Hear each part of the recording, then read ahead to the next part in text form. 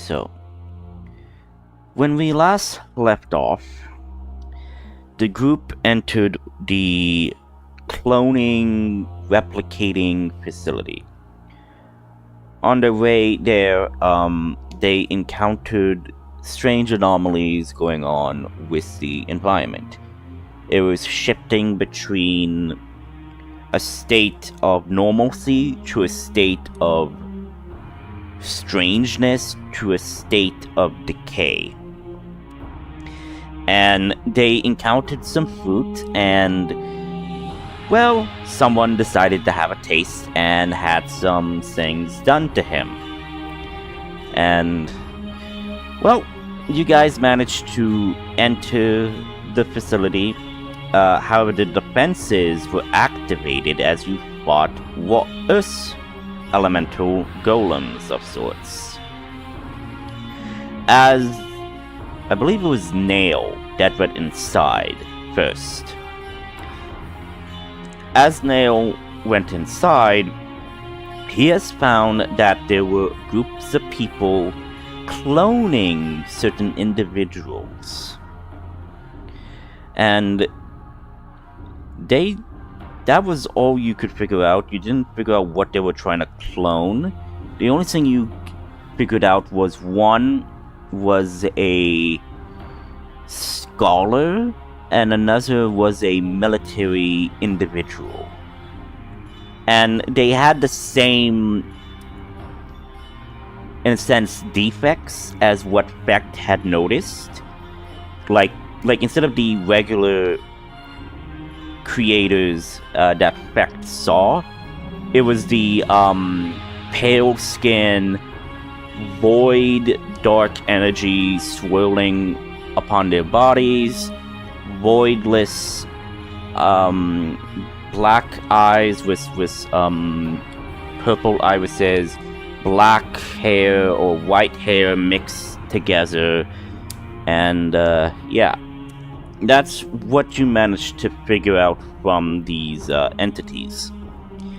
And the group managed to disable the security systems, and now we turn to the group. And I guess another thing to mention is that you guys encountered what appeared to be a wild magic zone in this area when the shifting of realities or so was happening.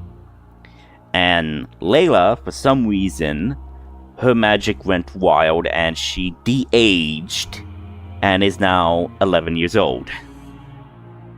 So we now return to the group as they are now in this room, except for Ortis because he is a hulking mutant shadow yeti right now. So we now turn to the group. Okay. Give me a moment to find something.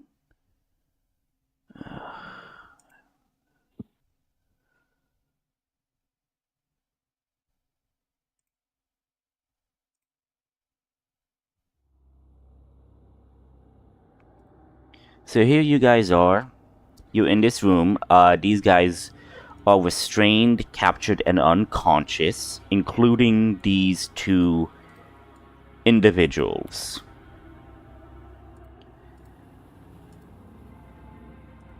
So what is everybody going to do right now? They're asleep, they're unconscious, and they're restrained. Except for these two. These two were not with the other individuals.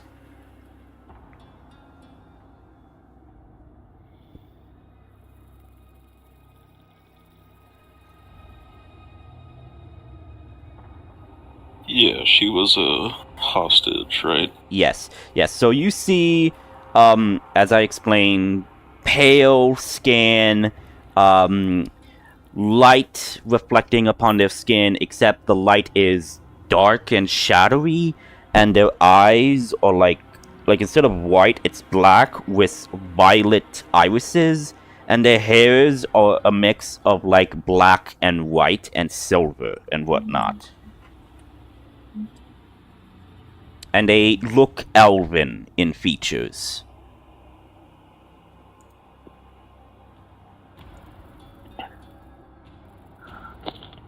And one is dressed as a type of scholar, like leader, religious person, and another is dressed like as a knight or military commander. And you guys don't know who they are at the moment, because I'm pretty sure I did not tell you who they looked like, because I was saving that for the next session. But you get that one is a scholar, one is a military general type character.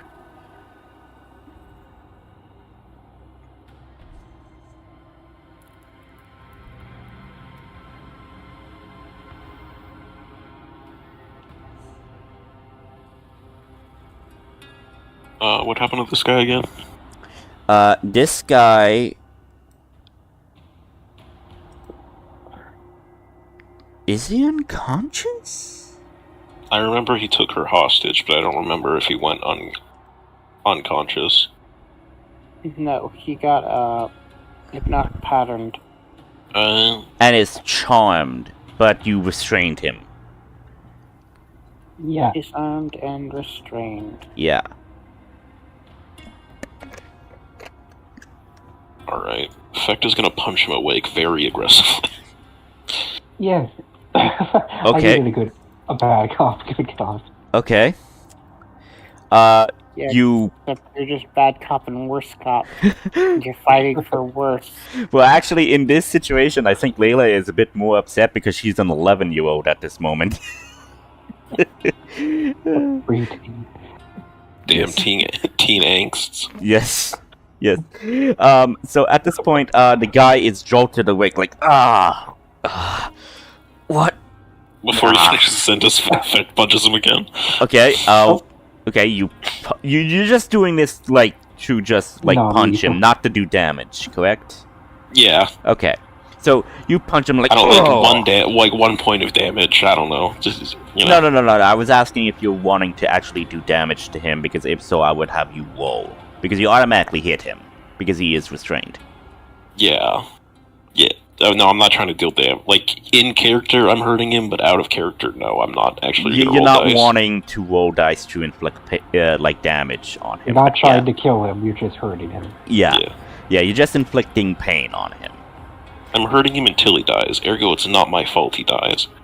Well, at this point, I would say, Layla, in fact, you guys are the ones who have been most, I don't know, troubled by what was happening going on in the past few days. So, yeah, I say you guys have some pent-up aggression that needs to be dealt out. So it's entirely up to you guys. But, yeah. So you punch him like he's awake and, like, whatnot, like, That's enough. I need to speak with him. He gets up like he's about to stop, and then he goes down for one more punch, and then he gets up.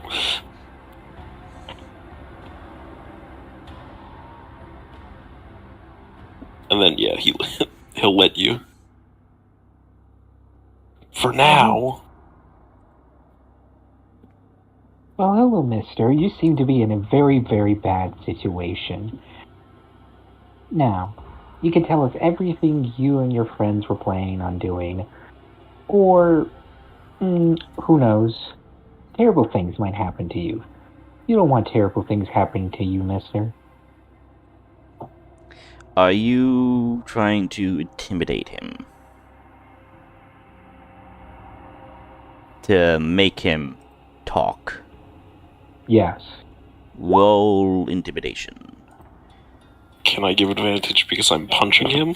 Like, I mean, it's a 27 if you want, like, sure. I don't know, I mean, maybe it's a nat 20. Yeah, I mean, like, it could be a nat 20, and it might give you more things, who knows. Yeah. So yeah, you roll it with advantage.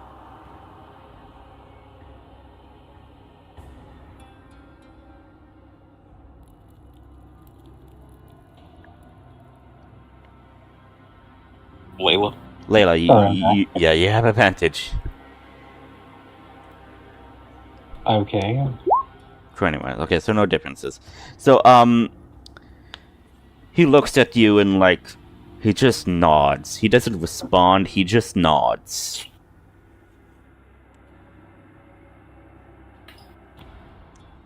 I want to be an ass. Good. First question. What were you planning on doing with these people? I don't know. What do you think this place is? Figure it out on your own. I mean... That is not an answer. I punch him again. You punch him again and like... Puh! And then like he just spits blood like... Puh! Where did he spit blood? Like he just spits it to the side. He doesn't spit it at you. Okay, has some sense. So you guys know that this is like a genetic facility that they use for genetic engineering, coding, and maybe also cloning, as you discerned from what you learnt like a few hours ago when you were at the beach and through the journal. So it might be entirely possible that they are attempting something here as well. This is free knowledge that I am just giving to you right now, because this is what you have with the clues and the answers that you have until you got here.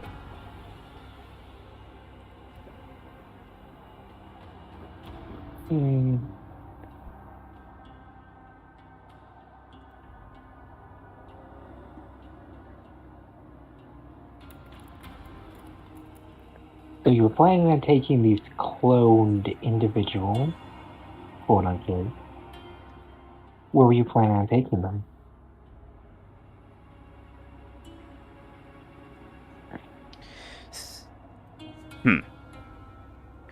I don't know. I mean, you probably must know about what they must be, considering of their ranking or whatever. But I mean, if you want me to answer it to you, fine, sure. We're cloning so we could replace people, so we could get some power into certain governments. For who? For who? We were just hired by some guy in a plague doctor mask of sorts. In fact, he starts whistling.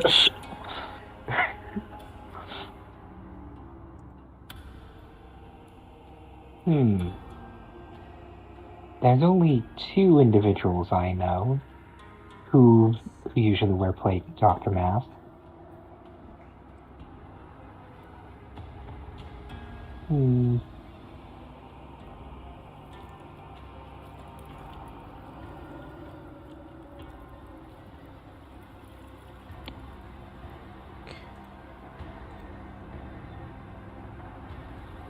So that portal you opened up, where was it going to? So... Okay. He did create a teleportation circle. Yeah. Okay, I'm just trying to remember. For the doctor name, we said his name was Dr.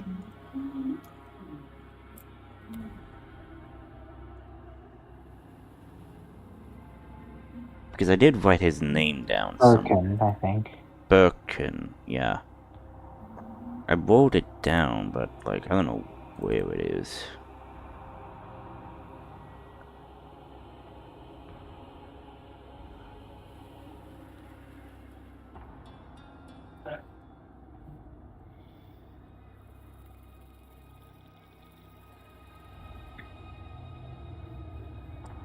Put it in my NPC list.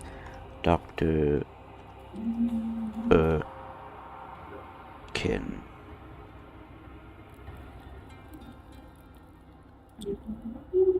Whatever. So he then said, okay, so you ask him what again? Sorry, I was just typing in that What is Dr. Birkin's plan? And where were you taking these people? Okay, so he didn't outright say it was Dr. Birkin. Ah, I was just asking, wait, what was that doctor's name? And like, okay, I'm using that for notes right now. But it's not Dr. Birkin. not Dr. I mean, he does not Okay. say it's Dr. Birkin. But he just says the guy in the plague doctor's mask.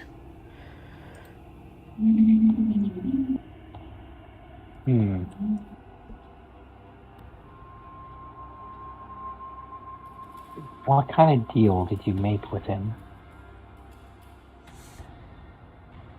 What exactly do you want to know? Everything.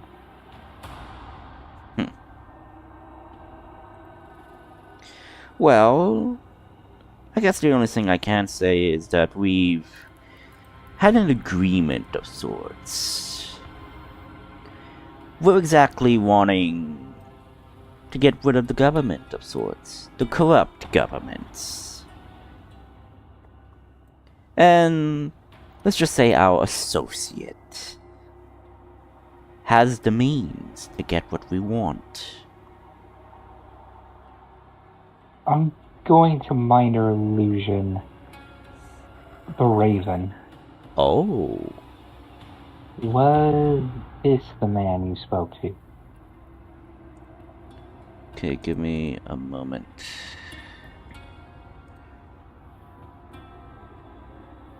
Looking up the Raven just to be sure. The individual looks at this person and says, similar looking mask, but I'd say different outfit. More leather coat like, and more mad alchemist vibes.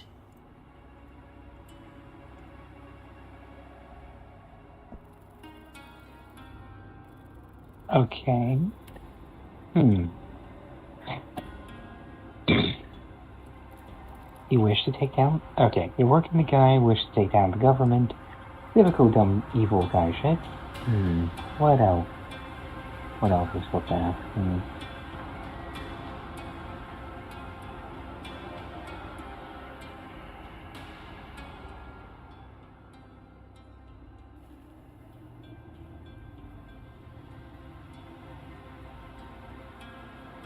Oh, we're still looking for that creature, right? Or have we found it already? The thing we were originally here for? You were talking about the other dryad-looking creature, right? Yes. No. I asked him, has he seen it? Or knows where it is?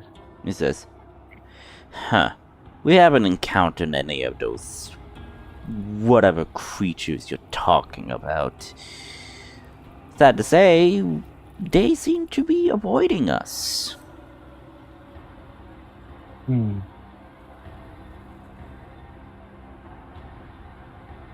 Back on your plague doctor friend. Do you have a way to contact him, or do you have a meeting place? Do you know where he is? So, he says, I mean, I do, but I'm not exactly gonna say. I mean, to be perfectly honest, I'm more afraid of him than I am of you. You've made a challenge. I see. Silly head, you have no idea who you're speaking to. Going to detect thought, I'm looking deeper into his mind for his greatest fears. Okay. DC 16. Wisdom save, right? Yeah. Ooh, 19.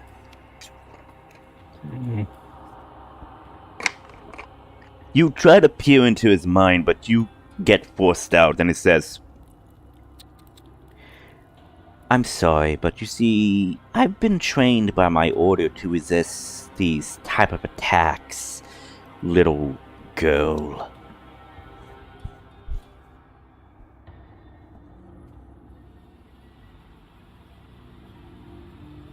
Hmm.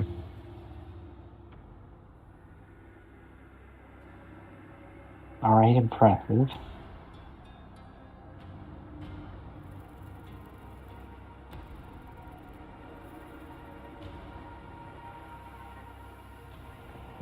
What will I do now? That just hit him one more time just to make me feel better. fucking spikes him. Okay, so you've hit him 1, 2, 3, 3 times already at this point, yes? Mm-hmm. Okay, fourth time, I am going to need you to roll damage. So what's your strengths? 15. So that's a +2, right? Yeah, but since I don't have an unarmed strike, it's just my strength, so he just takes 2 damage. Yep, so you kind of like do that and you actually punch him hard and like he then like again spits blood again. It says, what, you think you're gonna get the answers that you want by beating and inflicting pain on me? No, they're just trying to inflict pain on you. Feck pulls out a feather and tickles his nose. He is not bothered by it. Dear God. This guy's serious. I'll try detect thought again.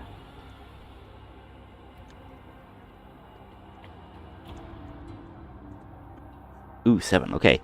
What are you trying to detect?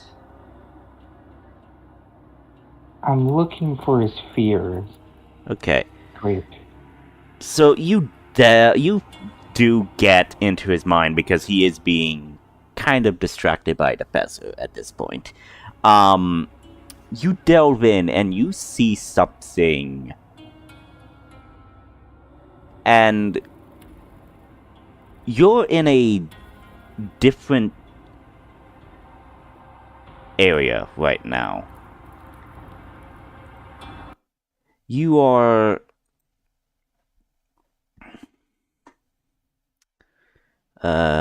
give me a moment. Trying to find what I need to find.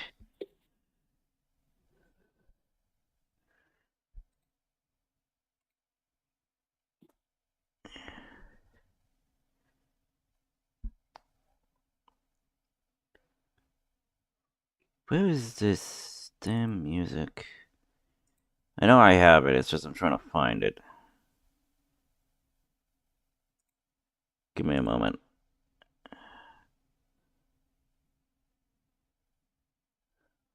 Yeah, I think this is it.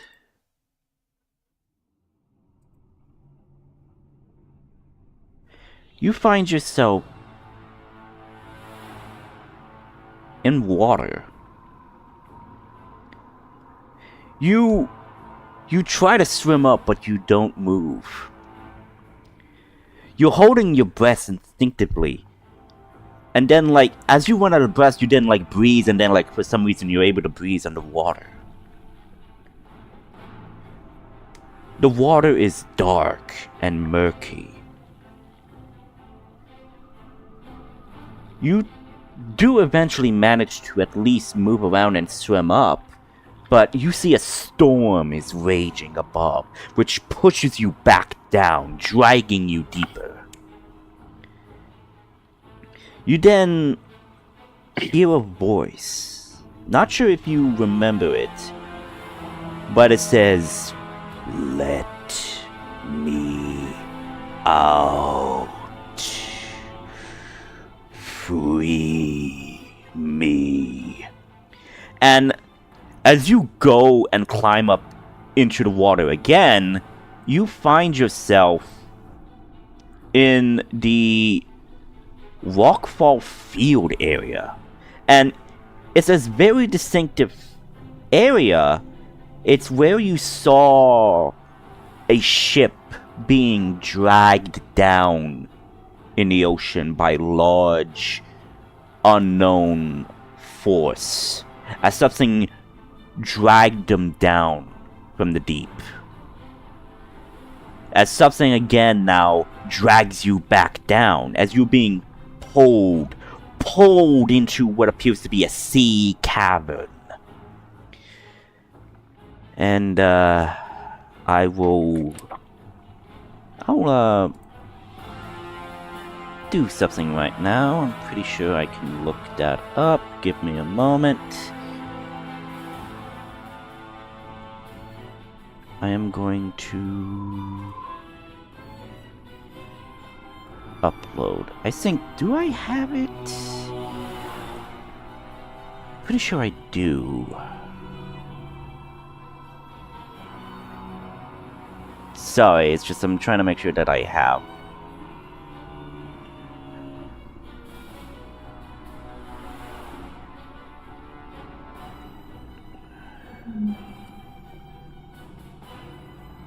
Okay, it's not that one. Oh yes, it's this one.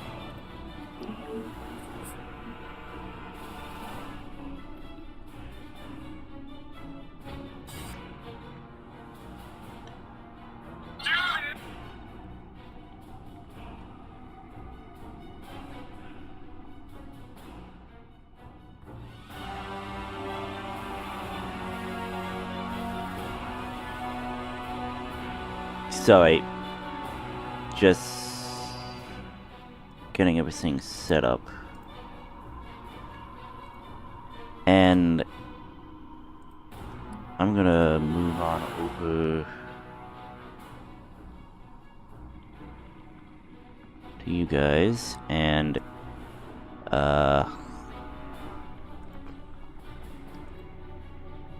wait. I'm copying your token, so give me a moment.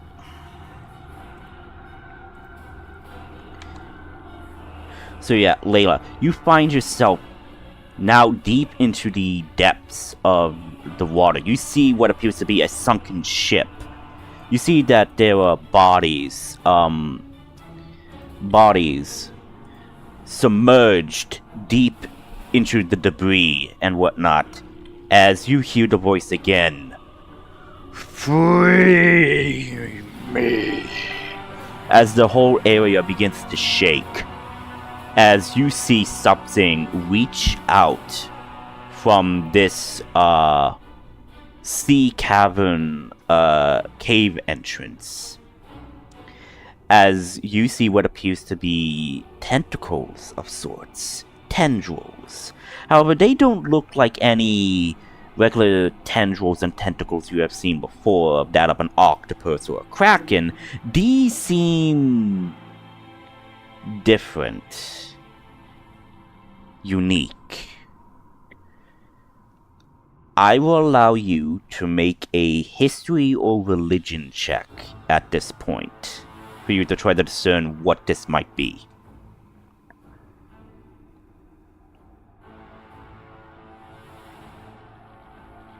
13.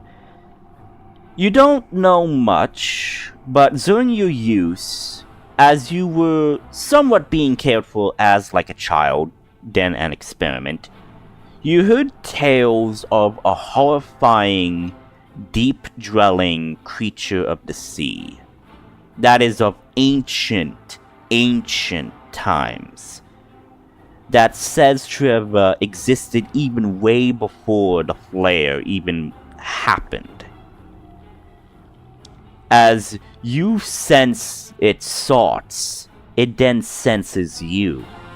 As its tendrils begin to reach towards you. Make a dexterity save. Ooh, you get grappled, restrained by these tendrils, as you're now being shock-poked, dragged down into the depths, deeper and deeper, as everything is now pitch black, no light even emitting. You hear its voice. You. So, you are the one. Her offspring. The one that has my father wrapped around her finger. that she prays to. She said she would release me.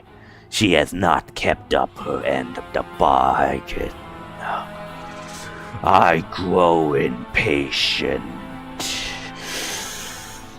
You will release me, mortal. Or... You then see glowing eyes, 4 of them,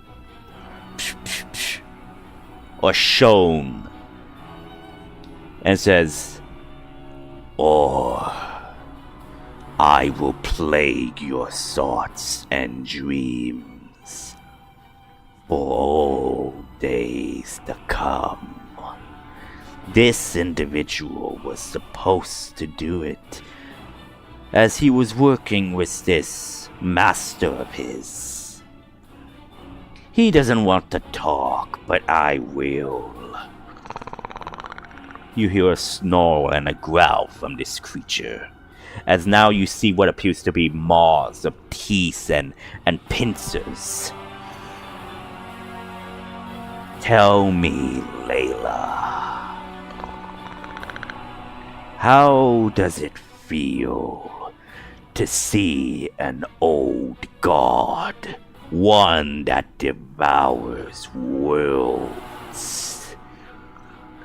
You will release me, and if you do, I'll spare your pitiable friends.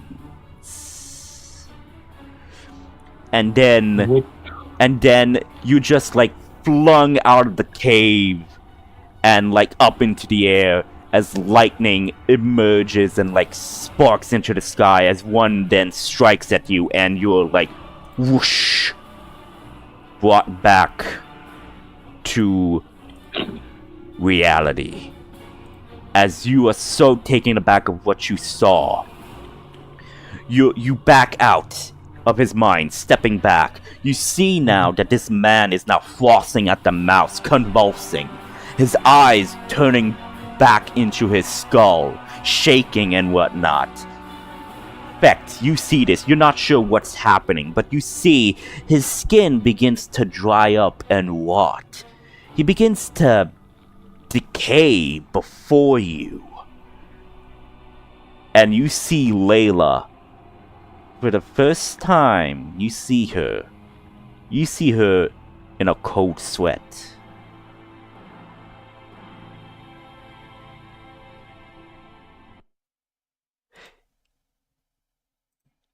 So yeah. This guy is dead. Well, there goes my interrogation. Thanks a lot, Layla. So Layla, 5 more times. Layla, I need you to mark 1 point of insanity on your character sheet. Oh, okay. Okay. Keep that in mind. But yeah, how is Layla feeling right now? Let's see. Not well, annoyed, and... Oh yeah, he's dead. So, good news, I found out who he's working for. Bad news, it's an ancient eldritch creature. Some type of weird octopus thing that lives in the sea, the ocean.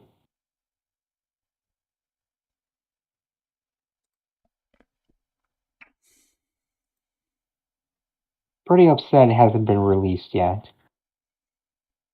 Can I roll something to see if I would have ever heard anything about this? Sure. Roll history or religion. Alright, they're both the same. Do I have guidance? I can cast guidance on myself. Yippee! Oh, great! Alright, that's a 9. You're trying to delve into your... This is fact, right? Yes. Okay.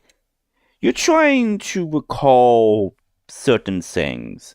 However, you only get maybe a flash of a memory when there was still high structures of citadels and like high uptown like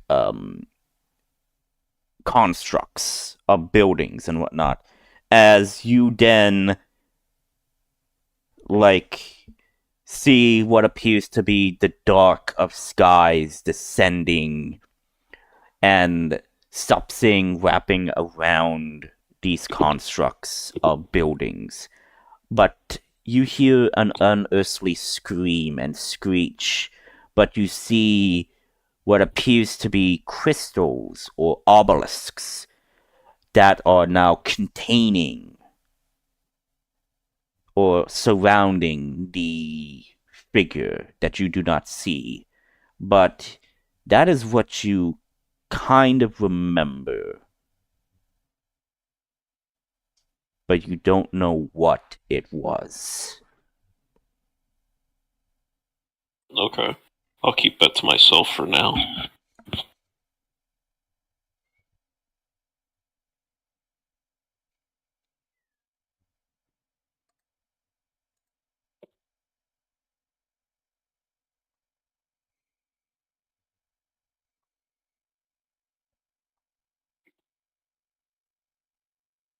He'll just stare at Layla until she does something. Effect does not understand emotions very well. Hmm.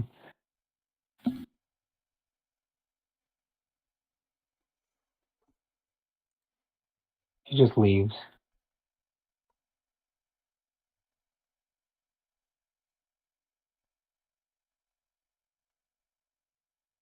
Layla leaves?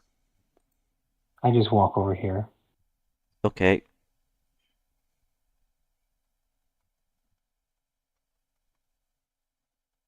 Not much I can do. He's dead, I explained.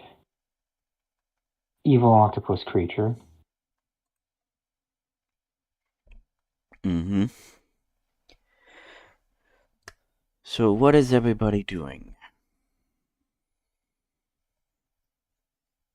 Now, what are you doing?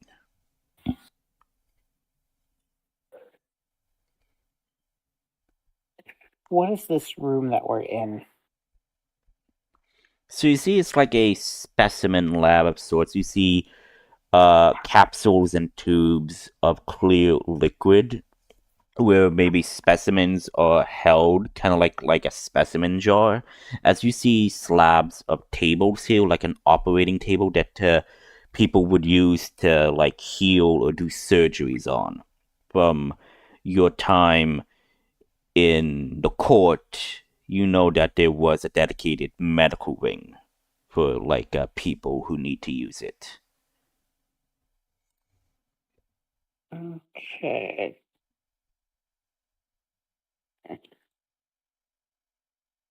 Well, I guess I'm gonna go back over here, see about making an antidote for Ortis's giant Yeti monster thing. form.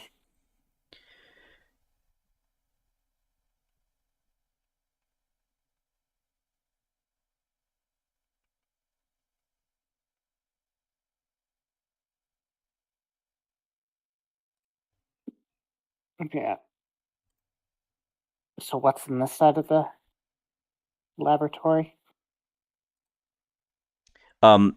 This was like a control room, as I mentioned last session. This is where like you have like the main console, and you have like another console and two other consoles here.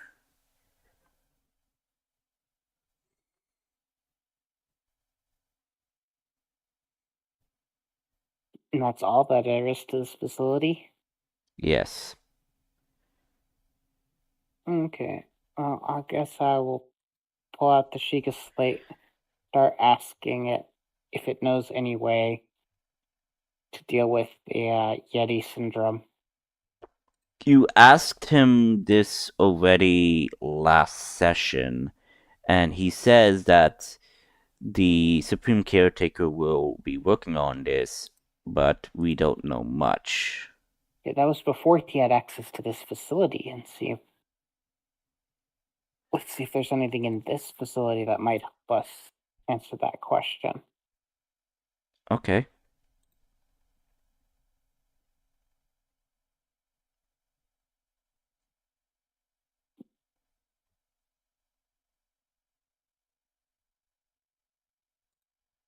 So does the caretaker know, with using the information found here, if there's any way of treating the Shadow Yeti syndrome?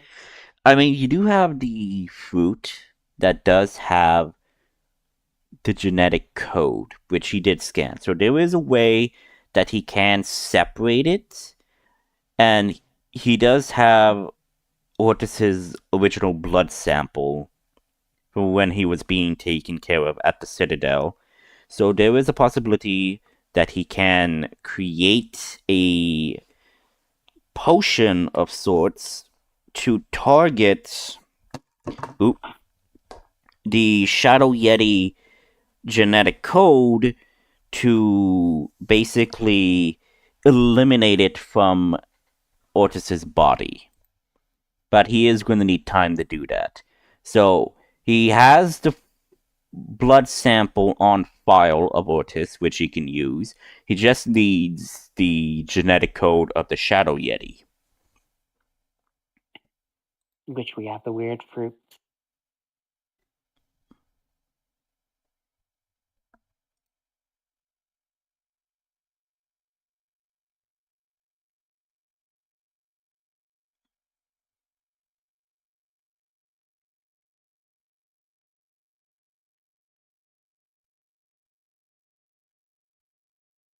So yeah.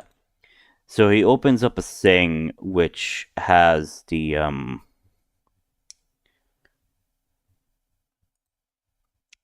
where you put the fruit as he is beginning scanning and dissecting and basically doing whatever he can.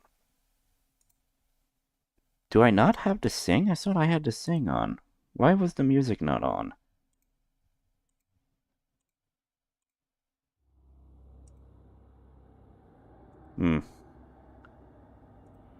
Whatever.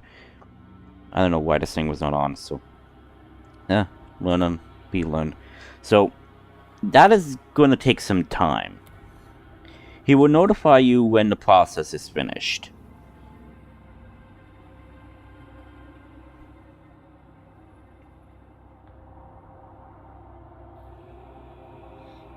What is everybody else doing in the meantime of this?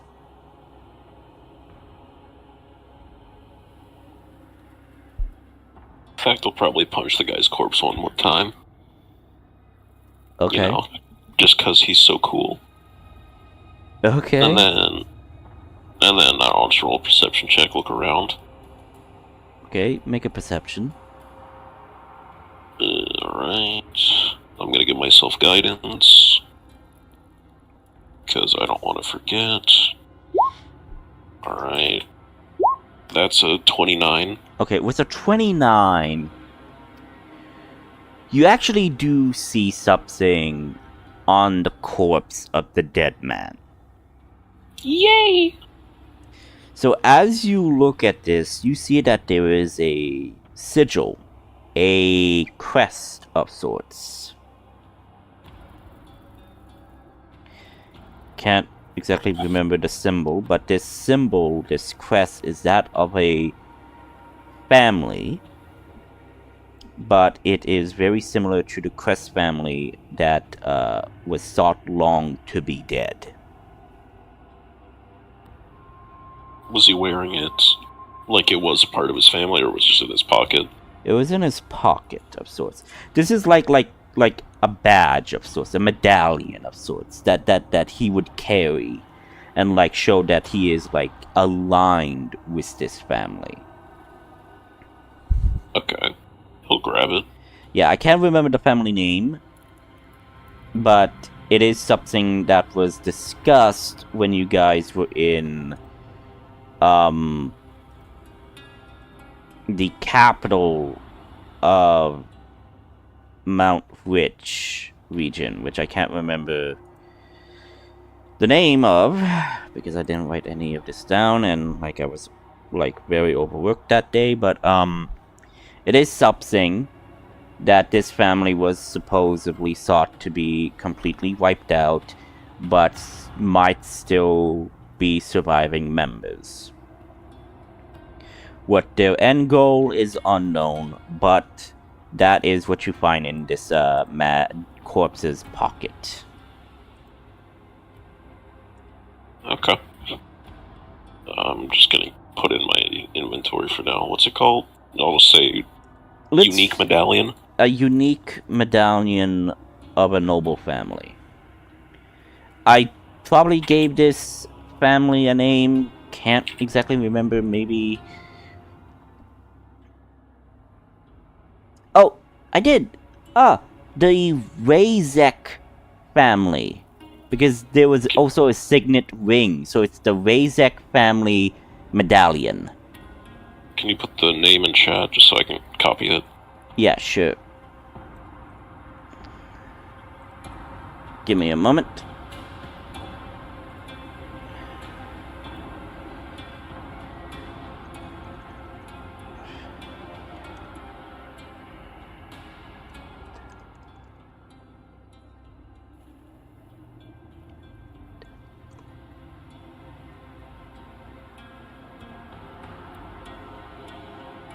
Thank you.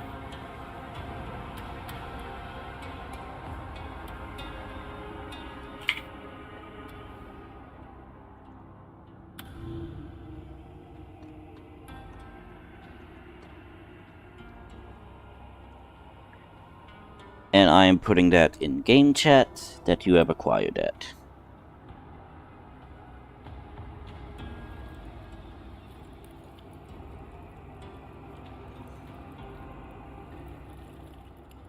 So yeah, that's what you find on this corpse.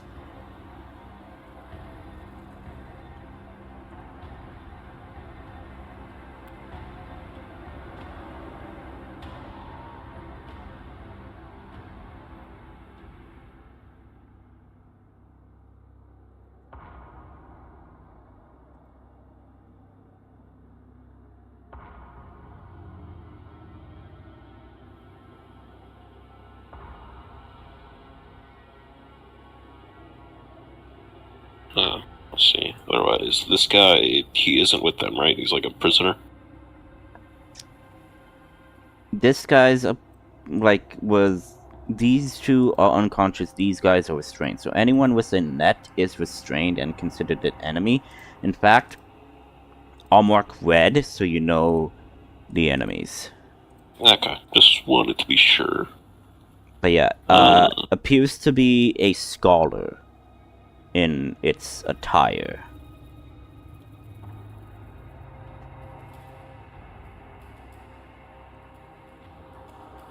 Can I just try shaking her awake? I mean, if you want to, sure. Actually, first I'll roll a medicine check, because I don't want to... I don't know. Oof. I'm just going to pre-roll my... There we go. Alright, 28. So a 28. So, okay, which one are you doing it on? This one? Yeah, this one. Okay. So with a 28, you can tell that they are still breathing. They look, in a sense, healthy. But they seem to be unharmed by what you know of the biology of what these things might be.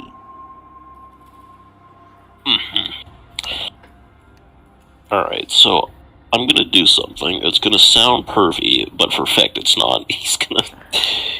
Oh god. He's gonna, like, lift up her shirt and see if there's any surgery scars. Okay, she is wearing plate mail armor. Is there, like, any part of it I could lift up, or is he gonna have to just stuff his hand down there? You would probably need God. to... I can't, oh my god.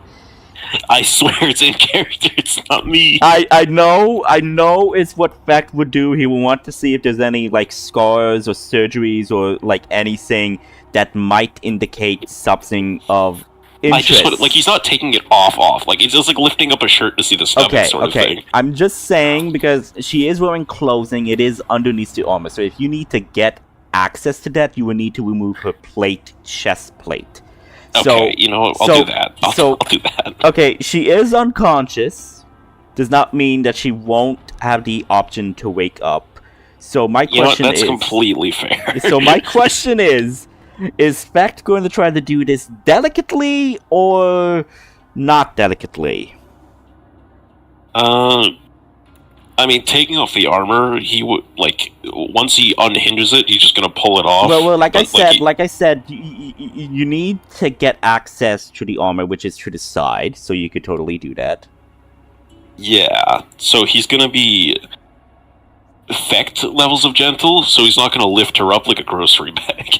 Basically, you're just gonna like nudge her a bit so you could gain access to it, and then like open it up. Yeah, a like bit. he goes from one side, undoes that part, walks over the other side, does the same thing. Okay, roll for me, I guess, a straight dexterity roll, because you are trying to do this delicately without waking her up. I'm not trying to not wake her up. I just don't know if she is going to wake up. Oh. So I'll just say I fail instantly. Okay. No. This was just to say, like. Yeah, I get it. I'm keeping the fact. So if I get my shit kicked in, I deserve it. Well, yeah, but like, do roll a dexterity roll because you are doing this, but you're not trying to do it too roughly. 8. Okay. Yeah. So yeah, you manage to like do it. You get some troubles in, and she does like move a bit in her sleep, and then like she starts to wake up a bit. Hello. And she just keeps going. So okay, you just say hello and you just keep going. Okay. Yeah. I like to mention she wakes up because Fecht is so cold. Okay. I'm rolling a 1d4. 1 and 2, she screams and moves away from you. 3 and 4, she screams, kicks you, and is then gonna back away. Let's go. 1, okay. She just screams and then like backs away from you. What were you doing while I was over here contemplating? You do see, Layla, that part of this strange woman's chest plate has been unbuckled. Did you the fat? I was seeing if they did surgery on her. Why? He just points to the lab table. points at the scientists. He just does. I think it's pretty obvious.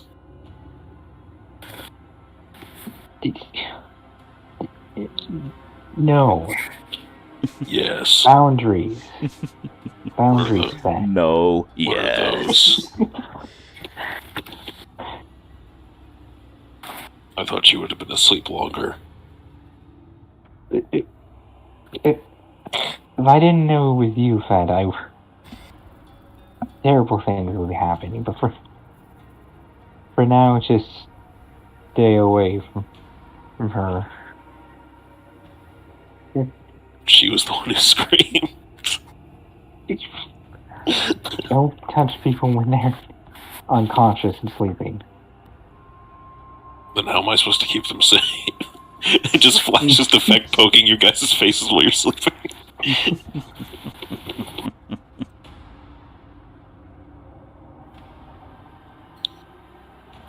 Would you like this back? As he like holds up one of the buckles that like ripped off and she's like spun away. I take that. But you don't need it, she does. I'm handed it to her. Okay. So, you do that.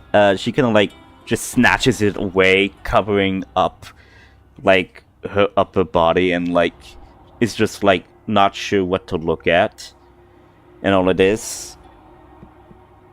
Sorry, he's special. He doesn't understand what he's doing half the time. She just says, in a language that you don't understand, she just says something like, Epa? It's a H2O? Oh no, Yiddish. But fact, you actually do understand what this woman just said. She said, like, where am I? Oh, she speaks infernal and or abyssal? Or I just understand it? You understand it because this is basically common, but this is an ancient tongue of common. Oh no, it's worse than Yiddish. It's Pig Latin. But this is what appears to be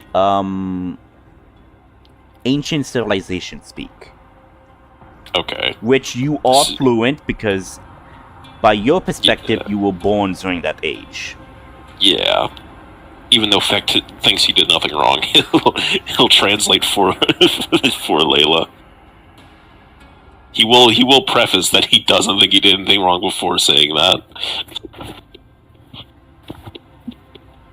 I didn't do anything wrong, but since she doesn't want to talk to me, he says quotations. No, you did quite a few things wrong, but what is she saying? She doesn't know where she is.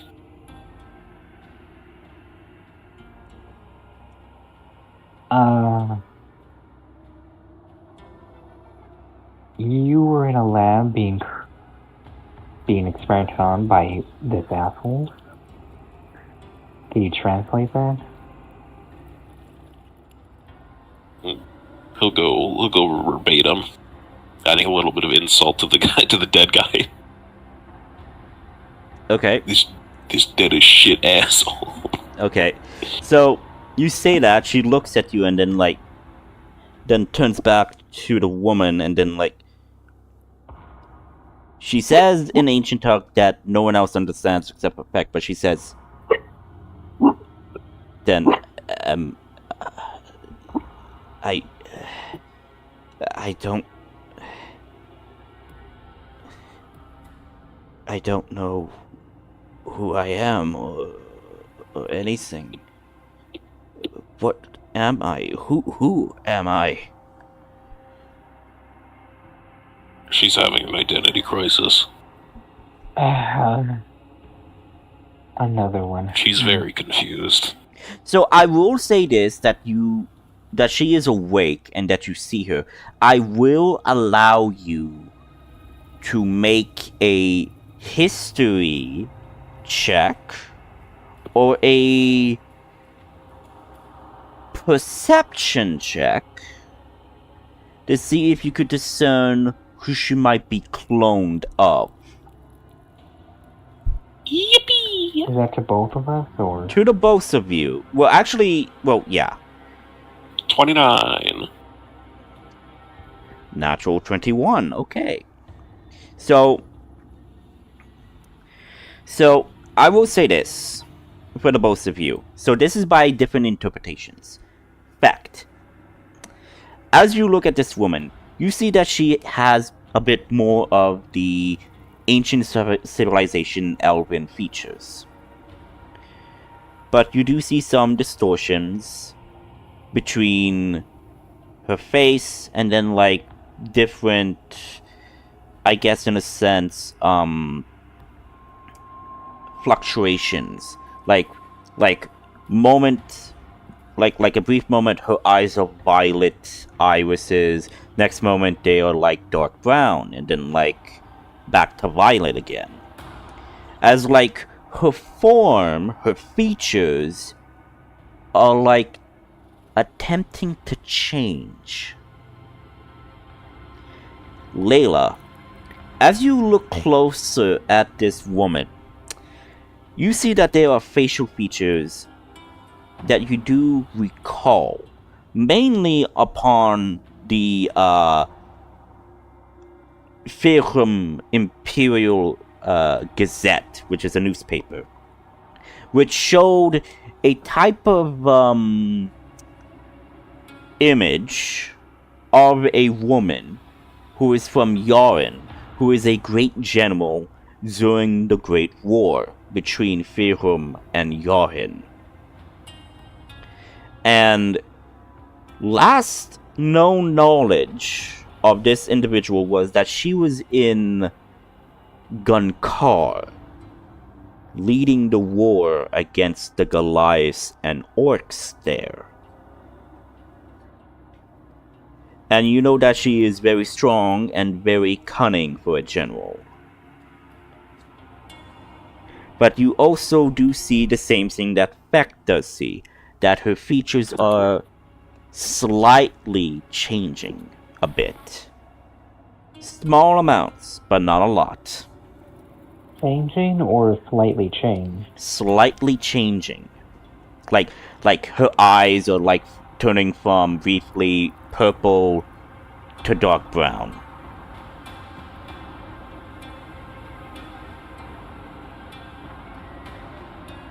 And it said she looks like a general from Yaren? Yes, yes, Yaren. from Yaren, which is the like ancient Roman Greek Greco-Roman. yes, Yeah. empire. Empire. You seem to look similar to a Yaren general.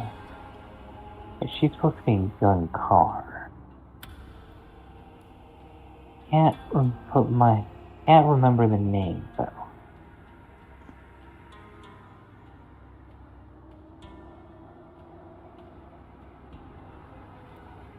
That translate?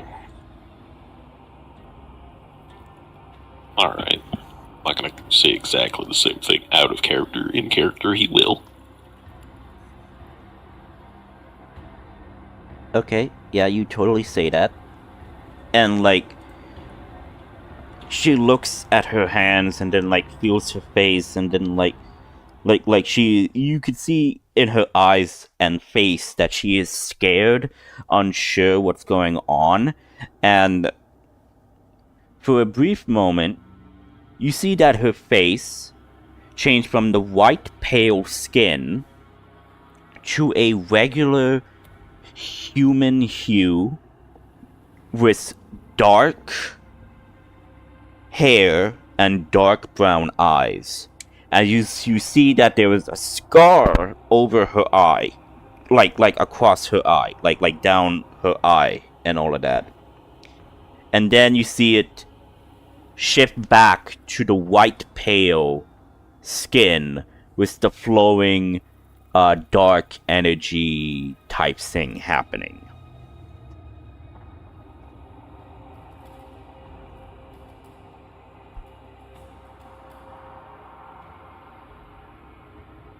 Weird. In fact, we'll say that to her. She called you weird. She looks at Layla and then like, it is weird that a child thinks I'm weird. She's weird. I know, right? You're lucky she can't understand what you're saying. Oh, hello, small child. You appear to be lost. Let me help find your parents. No, I can telekinesis you throughout this building. She wasn't originally a child. At one point, she was. He just looks at Layla, trying to figure out what. Like, how old was she before she changed? Oh no, just in general. He already forgets what Layla looks like. Yeah. A person who isn't that age. She just slowly nods, like saying, like, okay, I get that.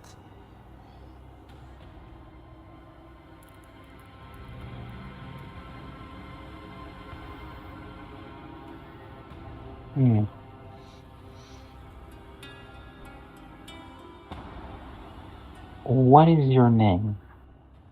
She... Okay, so fact you asked that? Back translate, yes. Okay. She opens her mouth about to say, but then, like... I don't know. I don't think I have a name. She doesn't know her name. Or she doesn't have one.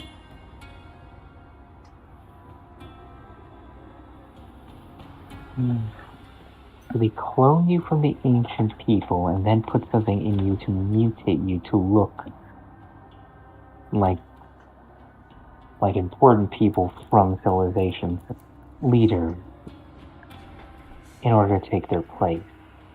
But they didn't pre-program you with knowledge or command, as far as we can tell.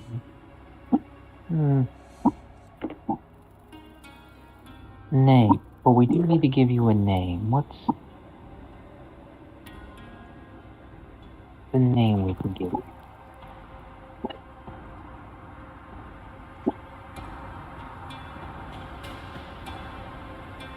We'll call you Jane for now.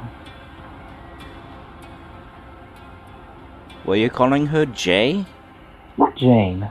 Like Jane Doe. Oh, okay.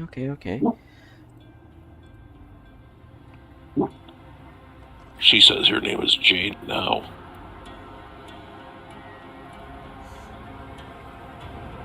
Jane. She says. No, Jane.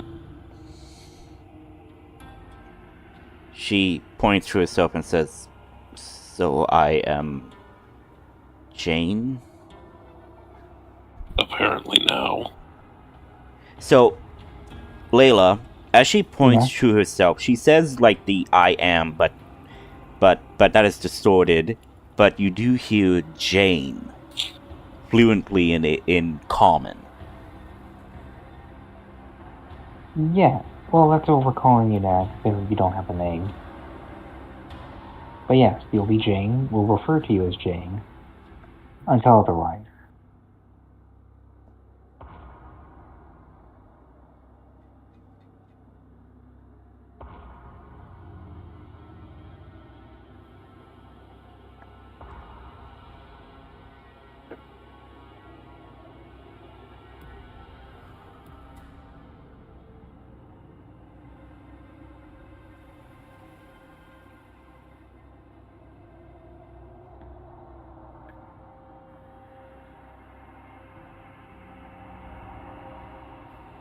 But yeah, so that happens.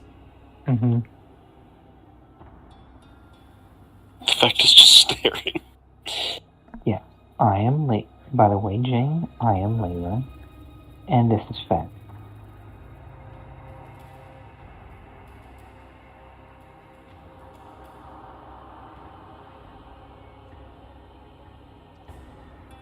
So do you translate? Yeah, I will. Okay. So she points at Layla and says, "Layla," and then points at Fact. Like a child learning how to speak. No, fact.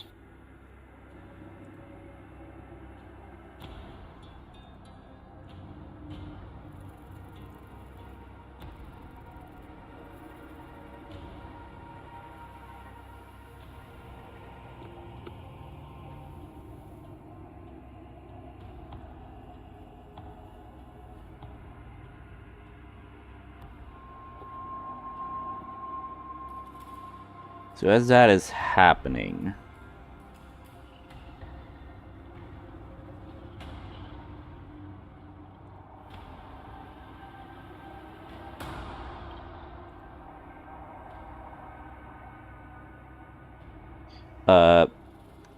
Nail.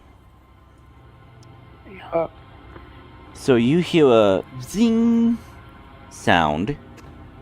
It says, "Alright, I may have this complete. Again, this is not a exact science, but I believe I have formulated the formula to do this.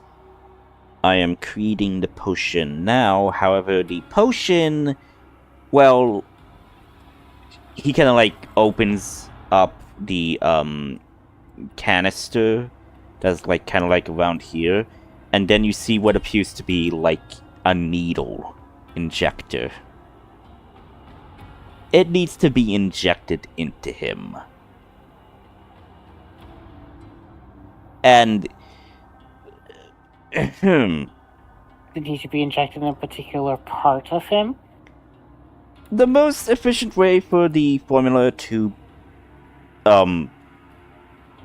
have an effect would be the It's rear. rectal. Ass injection.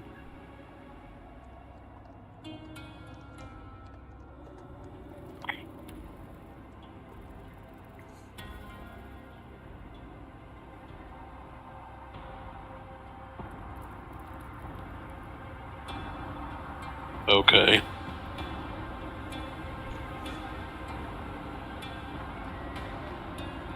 Is it ready yet?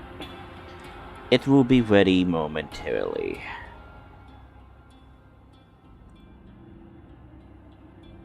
And the ding happens, and the potion is at the ready. Okay. I grab the injector.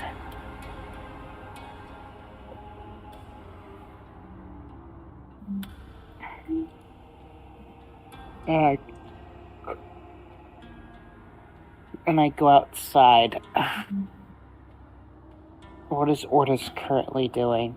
Yeah, what is Ordis currently doing?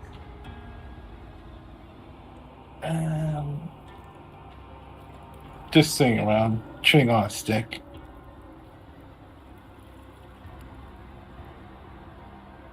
Okay. How big of an injector is this?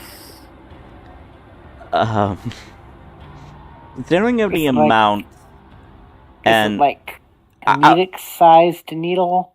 I or would like say, a- considering that he is a large creature, it's the It's a turkey size. baster. It's basically the size of an elephant. You know, like an elephant needle. Because it's nothing.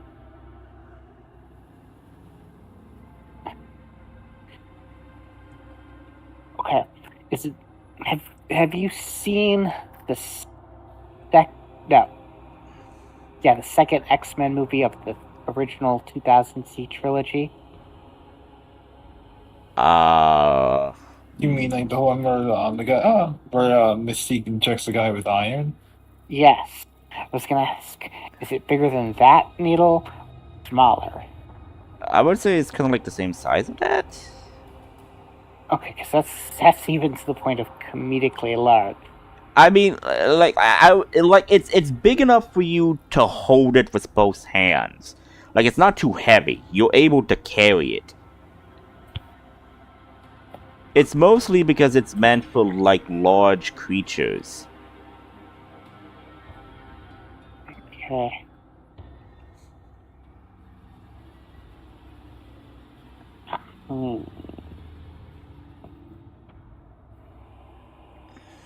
Wordis, come here. Come here, Wordis. Boris looks at you. How am I going to do this?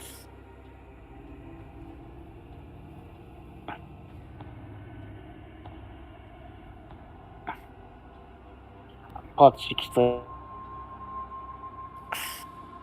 can't just go anywhere.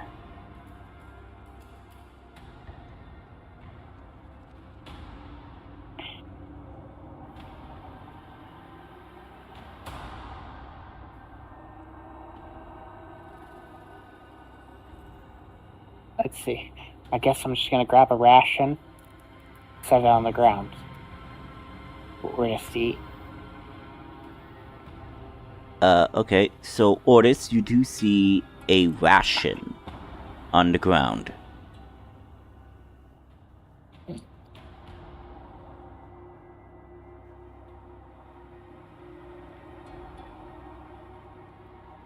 Okay.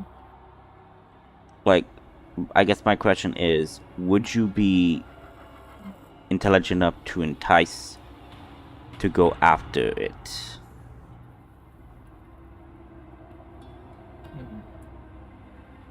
He's got a little D4. Oh, 4 and 3, he goes after it. 1, he just ignores it, and 2, he basically starts getting suspicious on you.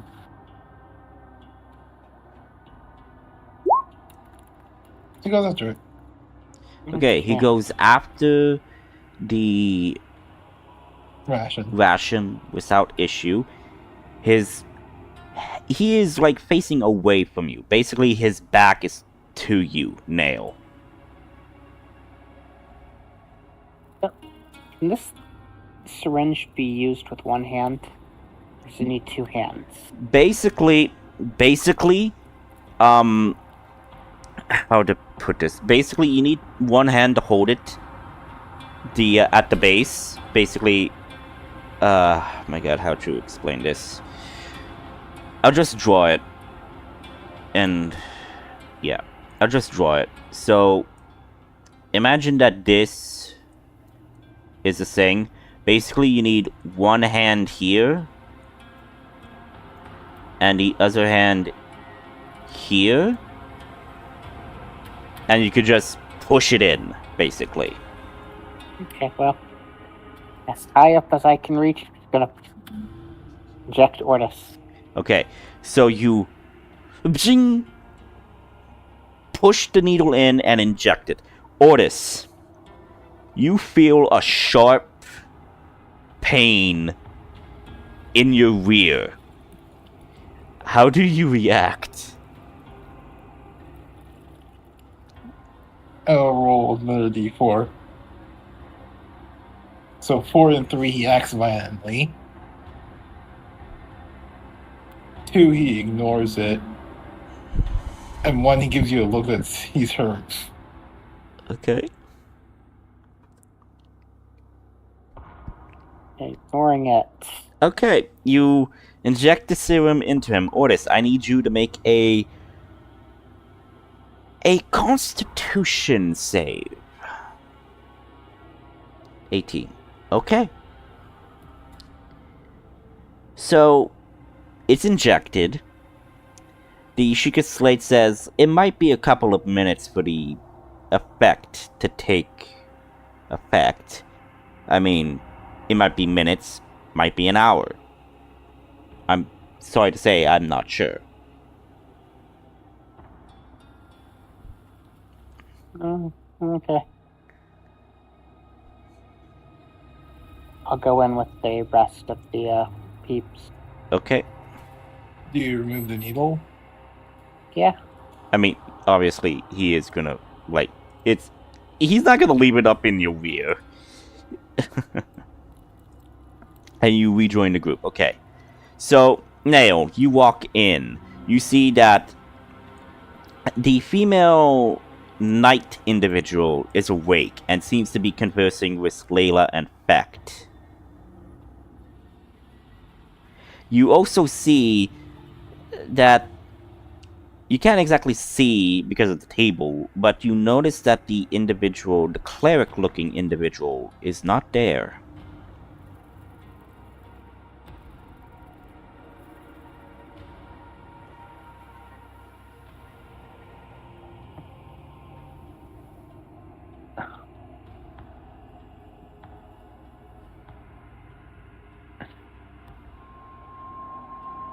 I mean, didn't he rot into a puddle?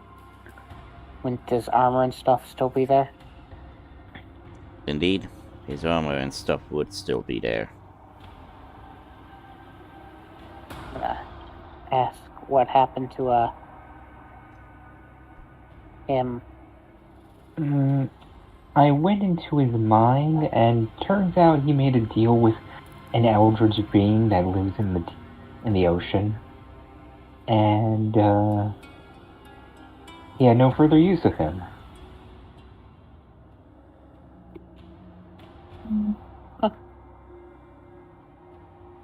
Oh yeah, meet our new friend Jane. She just woke up. Unfortunately, Fett doesn't understand boundaries and was looking over skirt. Sorry, shirt. Well, he didn't. He was unlatching the armor. That's as far as he went. Before she woke up. I was merely trying to take off her clothes while she slept. Exactly. To examine her body with great detail. And you say this to the group. Okay, good. Yes. Another reason why Feck should not be left alone, probably. I'm so sorry, Leia. It's okay. Oh my god, it's fine, it's fine. So a recap. So the group managed to interrogate the individual here. Got some information, but when Layla was pushing into this man's mind to find out what he fears, she basically made contact with a possible eldritch horror creature that lives in the deep of the ocean. That is possibly near Rockfall Fields. And that happens. Nail also managed to get a formula at the ready that might be able to cure Ortis of his mutation. 50-50 chance there, but that. And Becht and Layla have just communicated with this entity, this individual here, and her facial features and whatnot were changing between that of the white pale elven creature with dark fluorescent effects on her body and face, and then like it shifted to an actual human form, and they discovered that she is a famous general from Yaren, but they do not know her name. But she is supposed to be in Gunkar, fighting against the orcs and Goliaths there. Okay. Yeah, she doesn't have a name when we asked her, so we just call her Jane. Yeah, so they have decided to call her Jane for the time being.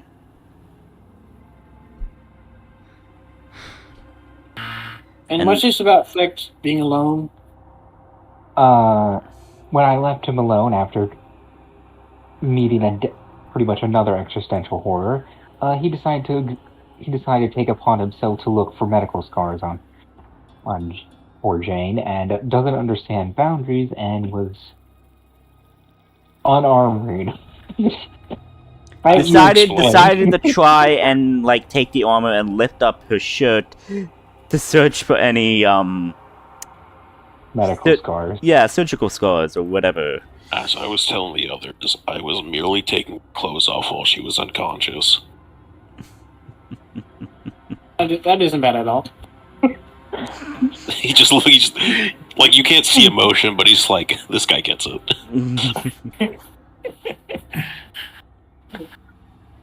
Oh boy. If Feck ever feels emotion, this is the first guy he's gonna dap up.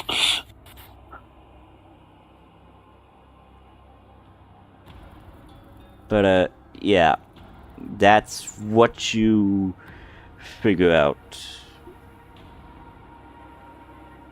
They also were working with a doctor, well, we don't know if it's Dr. Birkin, another plague mask figure. Who was wearing a lesser coat and seemed more mad scientist alchemy type individual. What he says. Less like the Raven, maybe a better kept Fett. Think a better, more well kept Fett.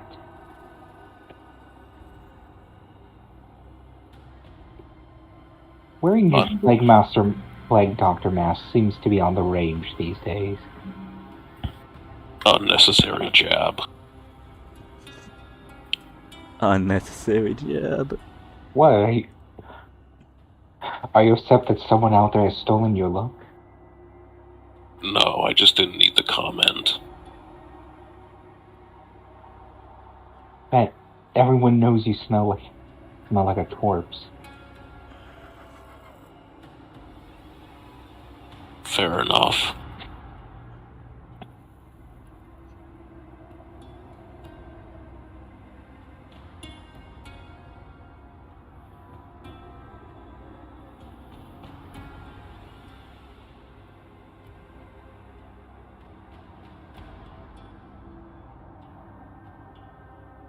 So yeah.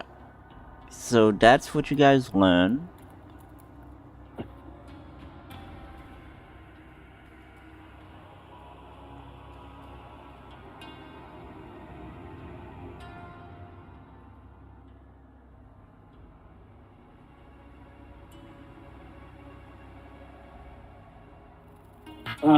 Is there anything else we can do?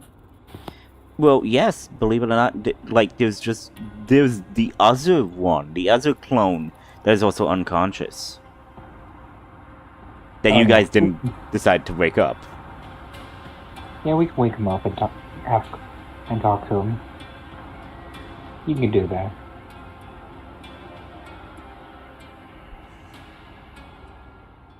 So, who decides to wake him up? Adrian can. Okay, so Adrian, how do you wake him up? Adrian would kneel down and just gently wake him up. Okay, I also forgot to mention, Fecht also discovered what appears to be a medallion-type badge of the Razek family that was supposedly snuffed out in the dead guy's pocket over here. Forgot to mention that. Okay. But, does that mean anything to Adrian? Well, the Razek family were possibly behind the whole coup thing in the Mount Witch territory. Okay. Yeah. So they had connections there. So it's entirely possible that they are alive, but you just got another clue that, hey, they might be behind more than that. That he might be connected to what's going on. But yeah, you wake this guy, and he's awake. So Nail, Adrian, and I guess Layla, you're all from Firhum, which is the Egyptian civilization.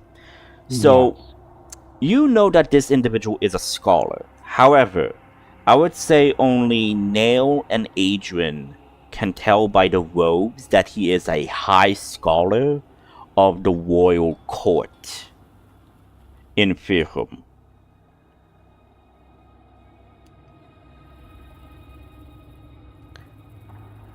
So you know he is a high scholar of the royal court of the Firhum Empire.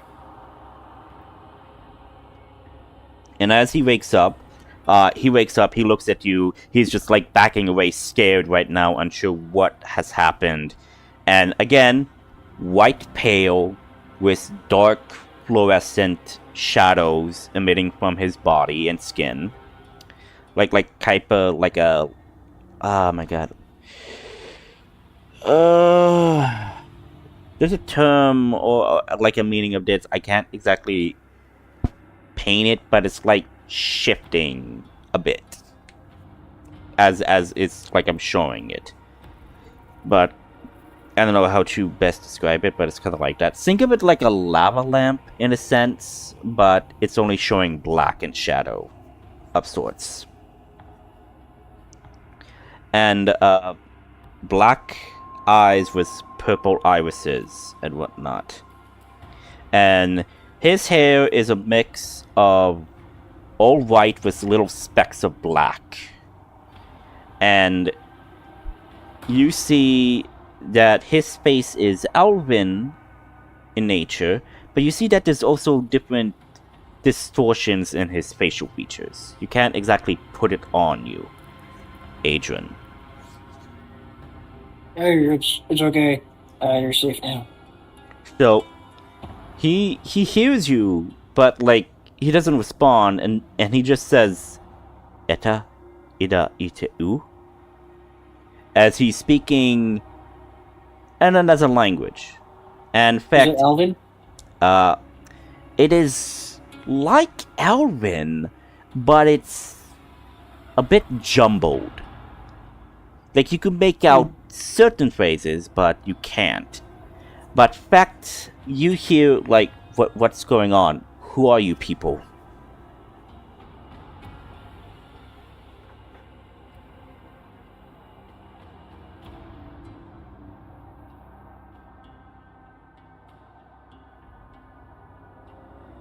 I don't understand. I don't understand what you are saying. I gotta go to the bathroom and I gotta quickly take my dog out. Not for long, but I was gonna make sure he goes to the bathroom. No, that Okay. makes sense. But fact, Yeah. do you say that to the to your party members that what she said, what he said? Sorry.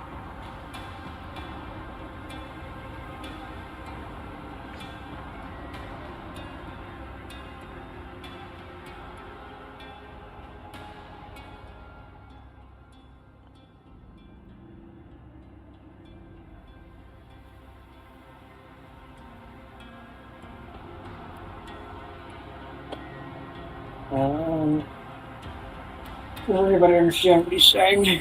I'm saying fact. Fact does. Fact Please, does. BRB. Fact, do you translate for Adrian what the person said? He's BRB'd right now. Damn. Okay, I will Well, presume. I will we'll presume assume that he he will. does translate to you, so you hear from him incessant, like saying, "Who are you people? What is going on?" Adrian will gently touch him and cast tongues. Okay. Grants the creature you touch the ability to understand any spoken language it hears. Moreover, when the target speaks, any creature that knows at least one language and can hear the target understands what it says. Okay, so you do that. What do you say? I touch him. Yeah, I know. You touch him. Okay. It happens. As that happens, what do you say to this person that now comprehends you? Can you repeat that? What's that you just said? Say that again. Adrian says to the man to repeat what he said. It's saying, "Who are you people? What is going on?" I guess I could ask the same thing to you. Do you understand? What is going on? I give you a little blessing to understand what I'm saying, and for me to understand what you're saying. I don't know. I just woke up here. I don't know anything. I don't even know who these people are or who you are. I don't even know where I am. What do you remember last? I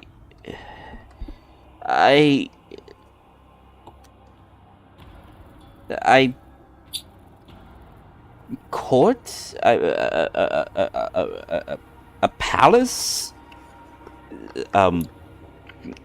Something? The people? I don't know. And for a brief moment, Adrian, you see the flexes of his irises change from a purple violet to a golden yellow hue, but only briefly for a moment. Okay.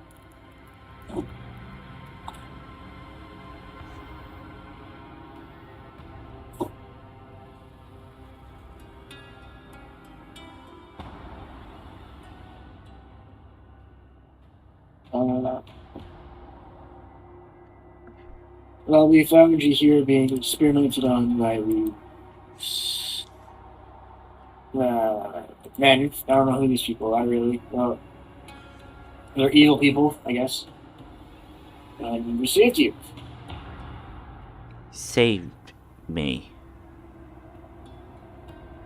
I thank you? Is that what I'm supposed to say? You can just speak whatever. You can just speak in our normal time. We'll understand it. No, that's no, that's what he says, because like he doesn't, like he has no social interaction at all. Only saying is like, do I say thank you to you or something else? I don't know, because again, he's just like a child just waking up for the first time in this interpretation.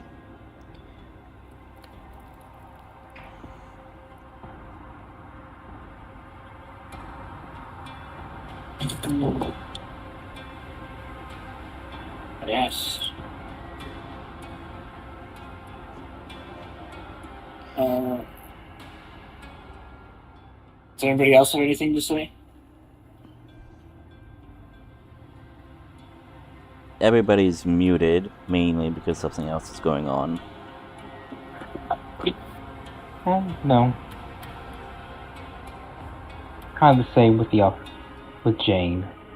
They don't really have memories who they are. They were given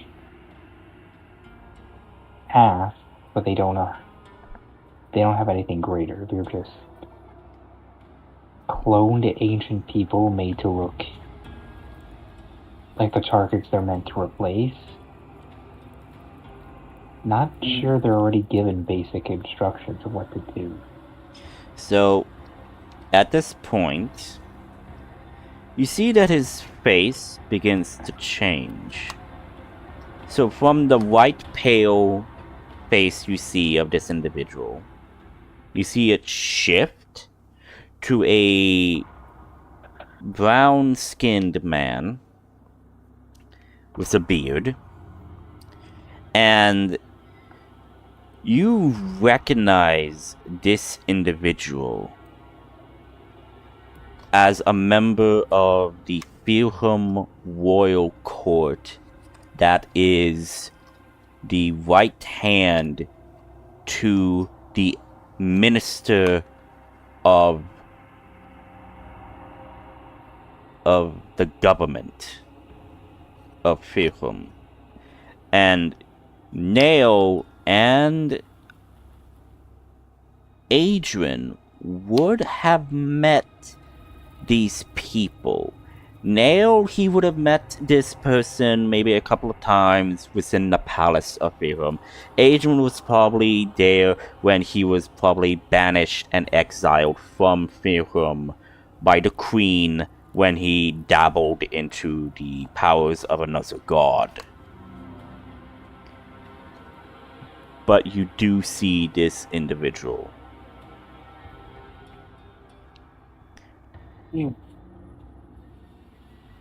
Are you doing that on purpose? Adrian will ask him.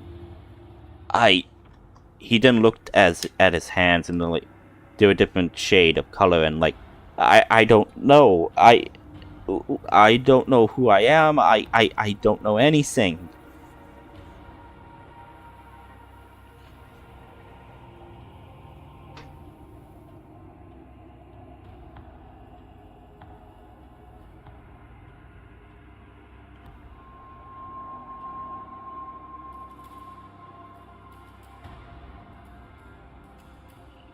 Interesting. Okay.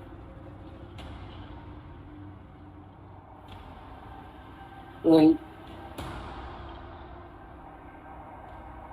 what's the last thing that I asked you that question already? Does anybody else have what else? No.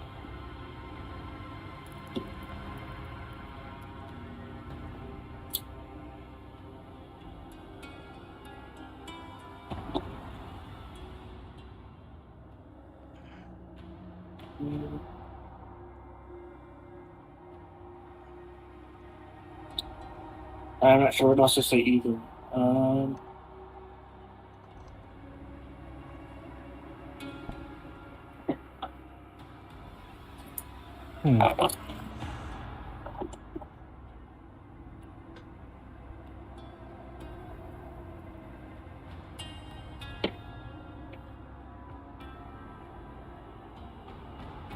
Who else is beer?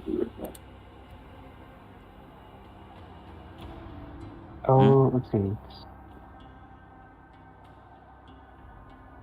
No, well, Otis is outside. So it's back. Is it just the two of us? There. No, he's back. Hey, there you go. Hey, Orcus. Orcus can't say anything because he's a monkey. He's an ape. He's a yeti at the moment. Yeti yeah. ape.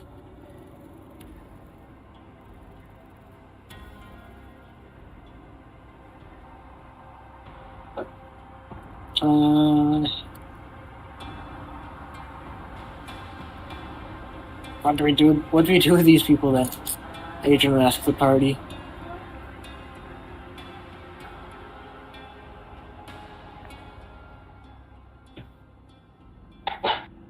Well, We can't leave them here. We'll have them be taken back to the Citadel for study. Hopefully we'll be able to find... Well, they've already made 2, they probably made more. Cloned mimics. I don't know what to call them.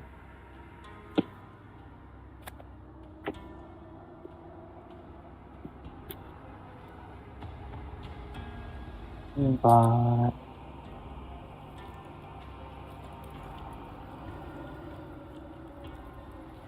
Okay. outside of that, there's nothing really we can do for them. Yeah.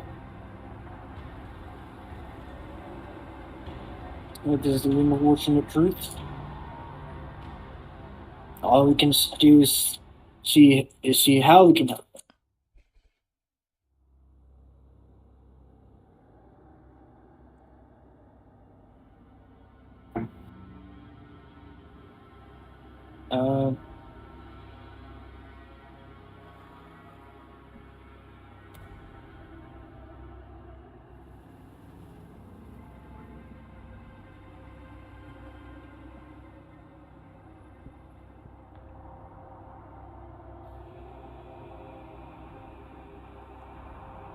Out of character, is there anything else that we could do? Basically, no. I mean, you have freedom here. I mean, you have these two individuals. I mean, like, you could probably have your Sheikah plate scan them. Or you could do something else. I mean, it's entirely up to you. What do you want to do? I guess if we just leave. Hey, I just kept you guys so we're safe. We have a. We were in a camperance nearby here. Oh, you're talking about the camp. The outpost, okay, you're talking about that, okay. So,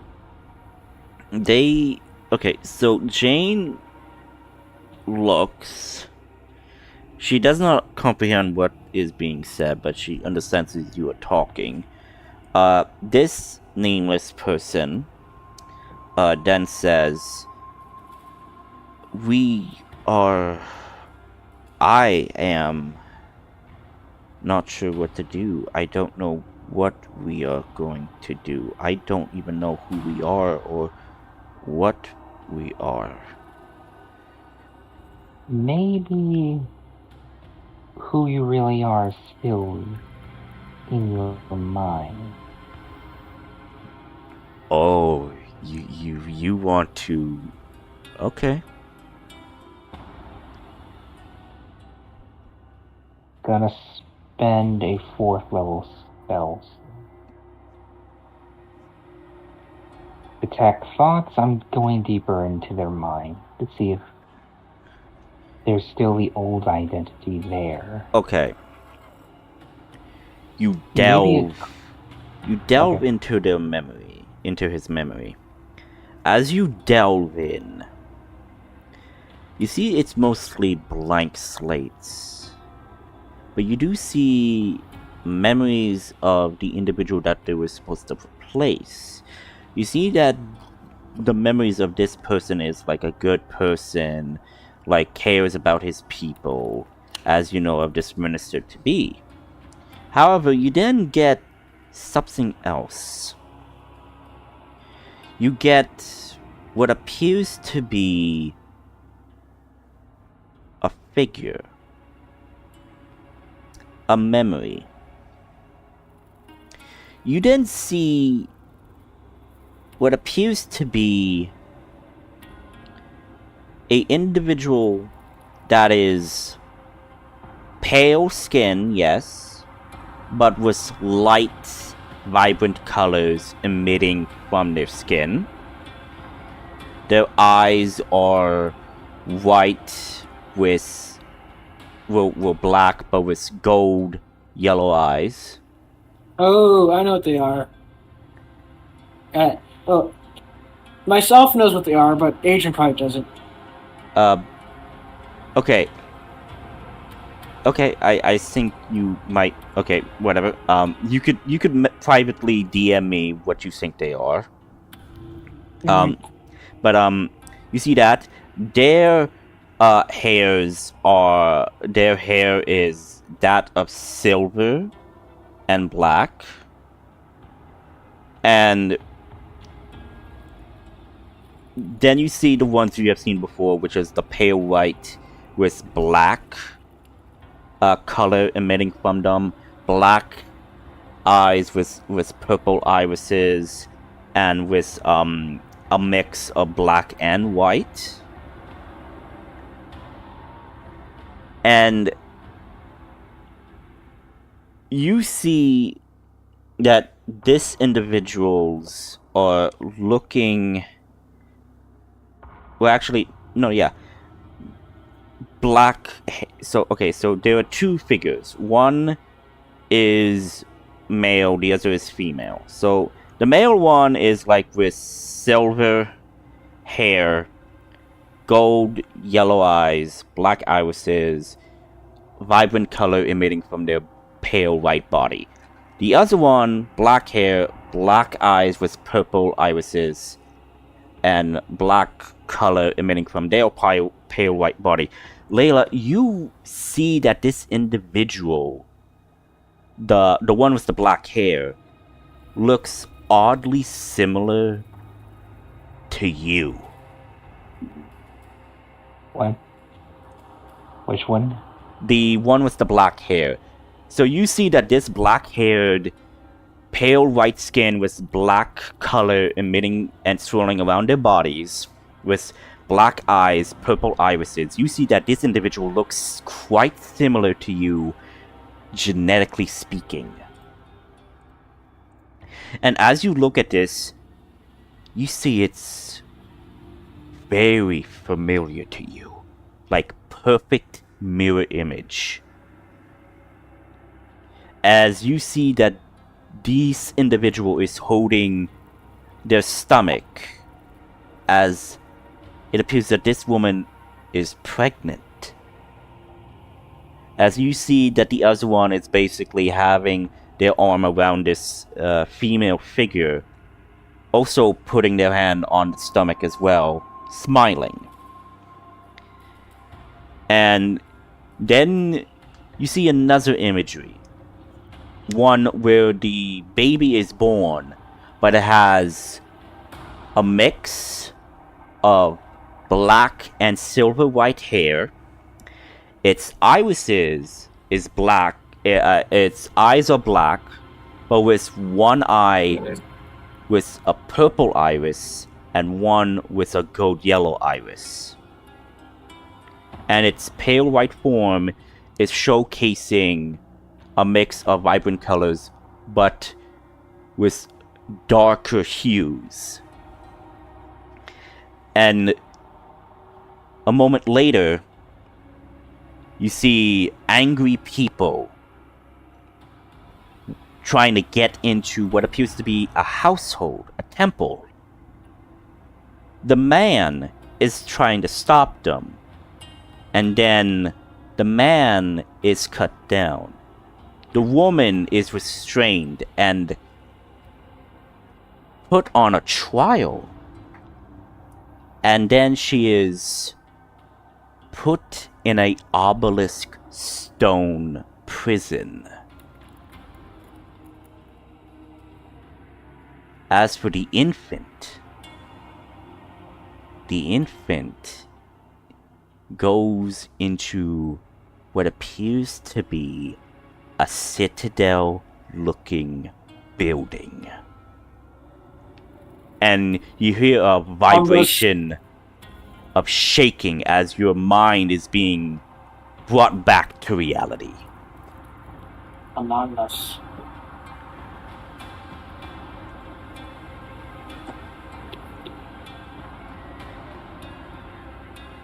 I'm back to reality.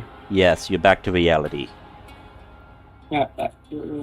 Would it be a constitution or a wisdom save to see if I stay awake or faint? I think it would be a wisdom save. Alright. 18. You manage to not faint from this as you back out of this.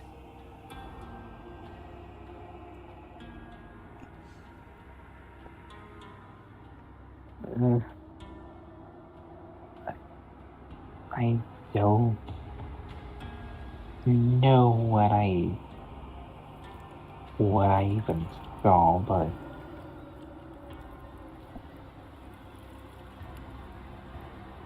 how is he feeling about this, or has nothing changed for him? So, to him, you just put your hand on him, and your eyes just glowed, and then, like, you're just brought back. And, like, you feel changed by what you saw.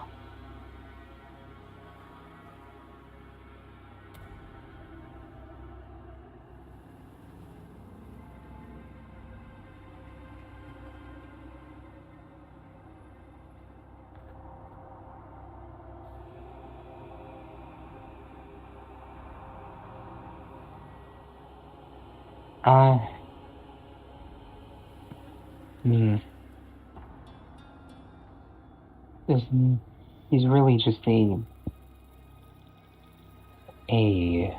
link for others' memory. I saw something deeper, but I can't make sense of it. Weird.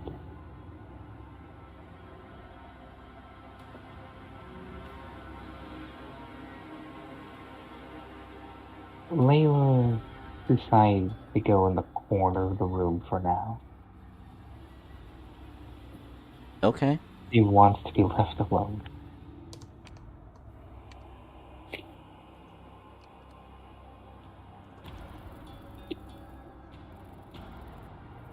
Okay. Adrian will probably be able to attack. And he will get intermission out of Layla later. Well, he probably can tell that Layla did something, didn't like what she did, and now wants to be left alone. But he doesn't know exactly what happened. Exactly. But let's get these people out of here for now. We'll look into more about them later.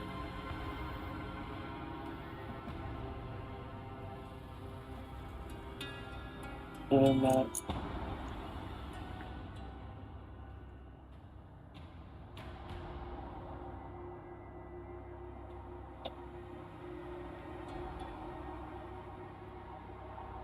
And Adrian will get up and ask if they are able to walk. Because they're still sitting, right? In a way, yes. Yeah, well, he asks if they're able to walk, if they're able to stand. So he says yes.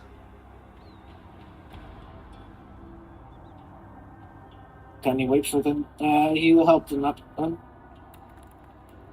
So yes, so they are standing, but this guy has no name, she has a name, but yeah, so what are you gonna call him for the time being? Man and woman. Okay. I was mostly joking about that. We already called her Jane. Jane. This one... David. Fair enough, it's a name. Okay, so Not arguing here. David. I was trying to think of like a really generic name. Yeah, it's fine. It's fine, but yeah, so Jane and David kind of like stand up and whatnot, and basically unsure what is going to happen now, but they kind of feel like more trusting around you, that they would probably follow you. Because in a sense, in your perspective, they are grown adults, but to them, they are like children learning about the world, in a sense. Okay.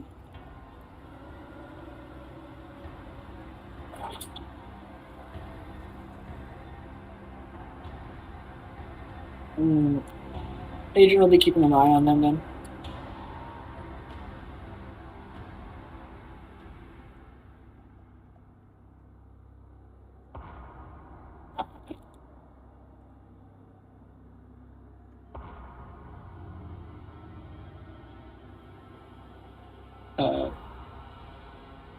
Yeah, Adrian will keep an eye on them, and then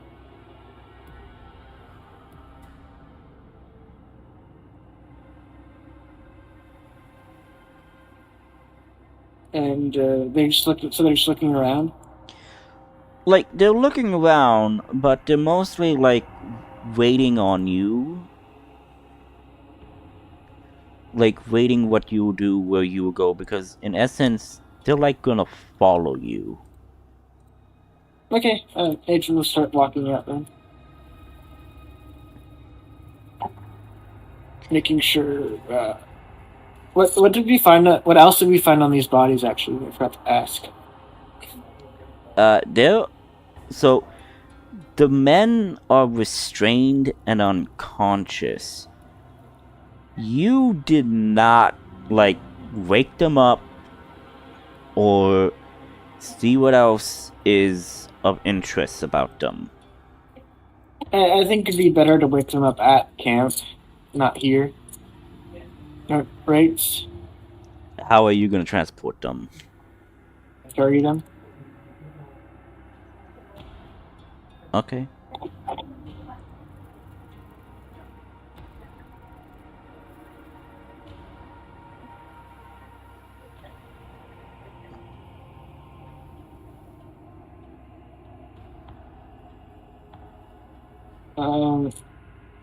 Before they pick them up, though, Adrian will,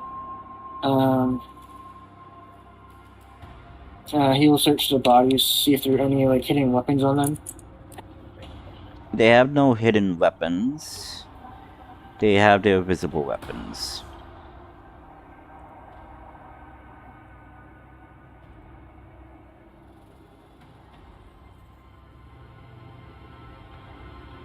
Can Adrian make a, like, investigation check then and see if they have, like, something in their boot or something?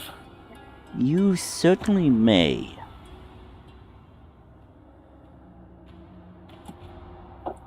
Okay. Investigation. I have 0 plus 0 to it. But I got a 16 anyways. Okay. So it's a 16. Give me a moment.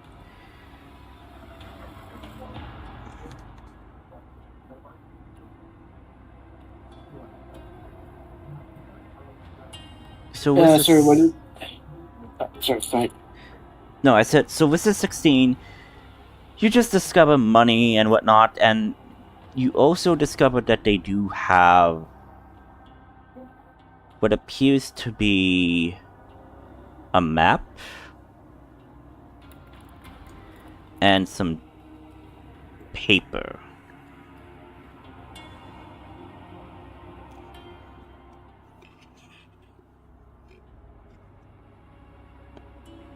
Map and paper. Okay. Where's the map of? The map shows the shows a Venter Haven, and it shows the corruption zone that you're in, and it shows a marked location, which you could probably surmise is the facility that you are in. The paper appears to be a sequence of numbers and letters. Can Adrian make an intelligence check? Sure. He's probably encountered something similar in the war. You like thinking secret you're code. thinking that it's a type of code? Sure. Go ahead, roll intelligence. Okay. 5. 5. To you, it's just like a jumbling of numbers and letters, unsure what that is. You think it is a code, you think it is important, but you're not sure. He'll throw the rest of the party then, see what they think.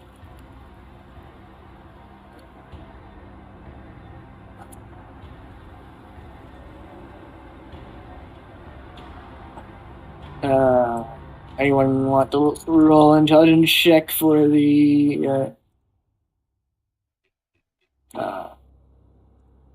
for what Adrian thinks is a secret code?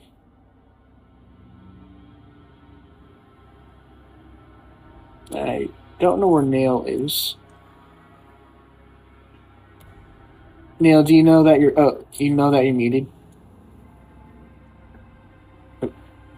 What do you want to do? I have a secret code, I think. He tried to decipher, try to understand it. He failed. He's showing it to the party and seeing like what they can come up with.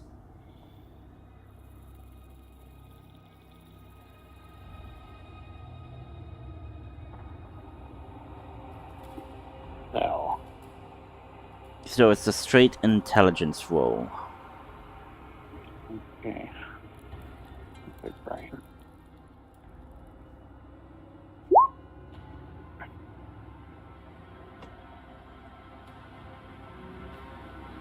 So at 19, okay. Now, you are looking through this. This isn't some secret code or anything. This seems to be a formula. And as you're looking at it, you see that it's a blood formula.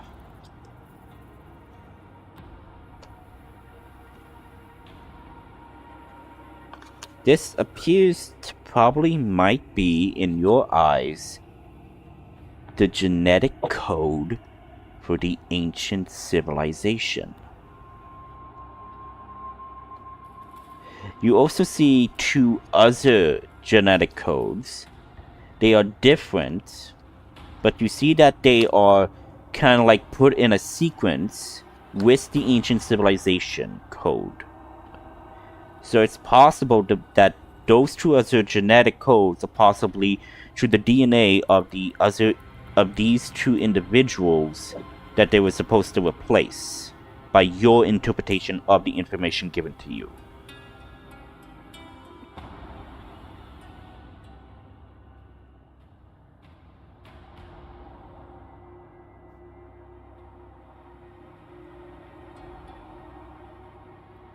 And you tell us this? Yep. Adrian will take out the Sheikah slate gun, notify.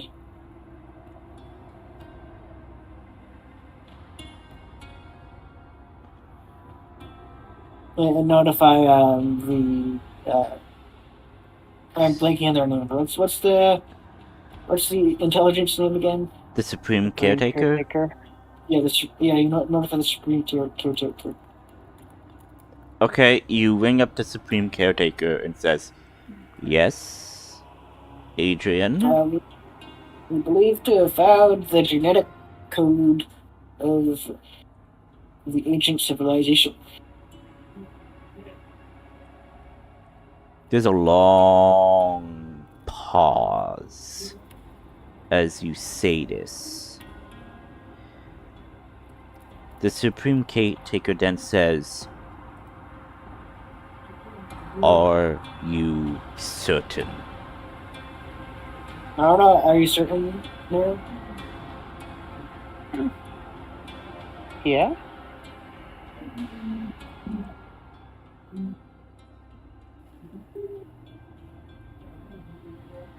Adrian will show the code. He'll show the genetic code. So the Supreme Caretaker scans the code, looks at it with diligent awareness, and then says,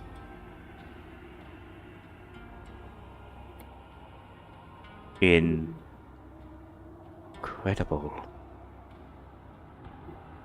The DNA sequence of my creators."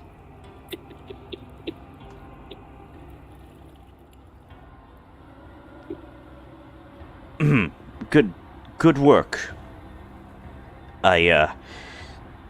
Please, get back safely. There has been some, development that should be shared when you reach the outpost, and, yes, you see that she is visibly, in a sense, shaken by this revelation.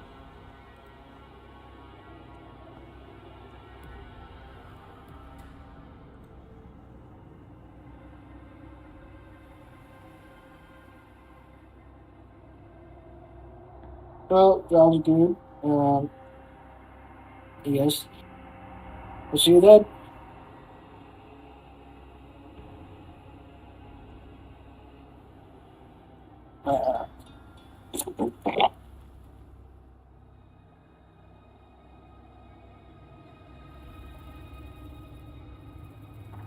And does the Supreme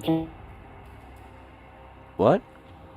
Does the Supreme Caretaker do anything else? As Adrian says, see you then. No. Okay. He hangs up. She seems decided.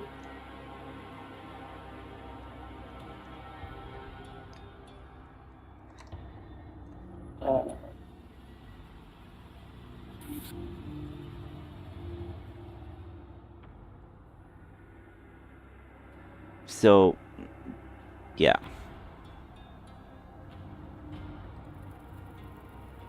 I guess we'll pick up the mercenaries, whatever they are, the scientists. Actually, Adrian will wake one of them up. Okay, so you want to wake up one of those mercenaries up. Mm-hmm. Okay. Which one do you wake up? The one wearing the most expensive looking gear, the most important looking one. Okay.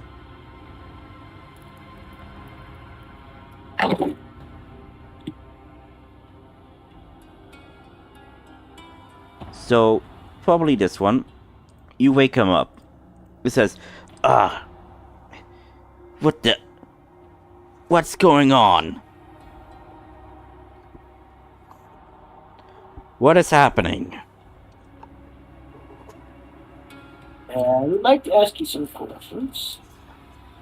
It'll be beneficial for you and all of us. Or you answer them truthfully. So you don't waste our time and you don't have to hurt. Adrian will try to be intimidating as he says this. Roll intimidation. Okay. Expertise in that. 23. Okay. He then looks at you, then looks at his dead boss, and okay, sure. What do you want to know? What were you guys doing down here? Well, basically, the boss man knew what was going on, but I would say that he was acting a little weird. Basically, we were doing a job for some guy in a plague doctor's mask. Didn't exactly get his name, but he called himself the surgeon. Okay, actually, out of character, when did the boss die? This boss man die? Was I not here for that? Yeah, you were not here for that, so Layla delved into the guy's mind, and as she did that, she kind of gained the notice of the eldritch horror, and as that happened, the boss man started foaming at the mouth. His eyes rolled back into his head, shaking and whatnot, and then his entire body and form began to decay and age before you. He has been dead. Well, actually, you guys didn't inspect the corpse. I'm surprised you didn't. Well, he turned to liquid goo. If that happened, Adrian would have done something. What have you done? I cast Soul Cage. It would have cast Soul Cage. Oh. As a reaction which you take when a humanoid you can see within 60 feet of you dies. Okay, what do? I capture his soul. Okay. Soul is captured. And then now, how many times can I do this? Use trap tool up 6 times. I can ask him 6 questions. So I can query the soul. You ask the soul a question and receive a brief telepathic answer which you can understand regardless of the language used. The soul knows only what is new in life, but it must answer you truthfully and to the best of its ability. The answer is no more than a sentence or 2 and might be cryptic.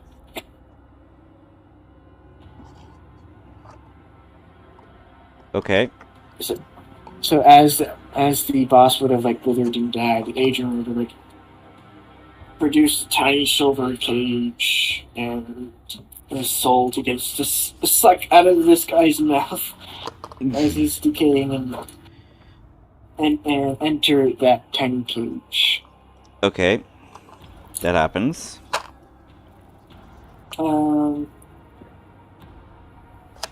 And now that Adrian knows that the boss man would have known the important stuff and ask your questions.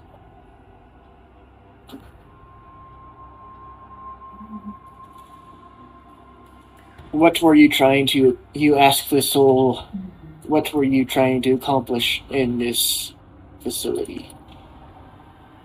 So, the soul says clones, replications, copies, replacements.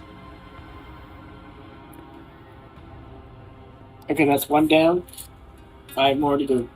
I have 5 left.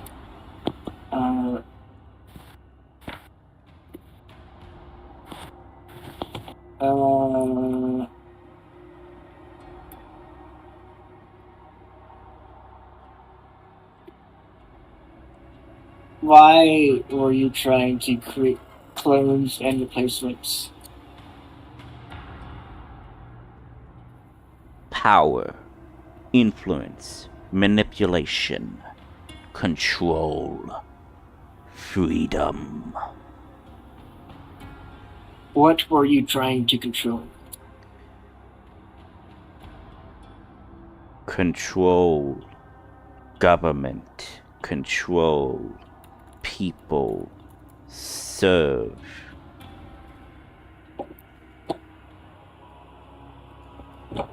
Okay, that's 2 questions to... Or no, that was 3. Right? Mm-hmm. 3 questions.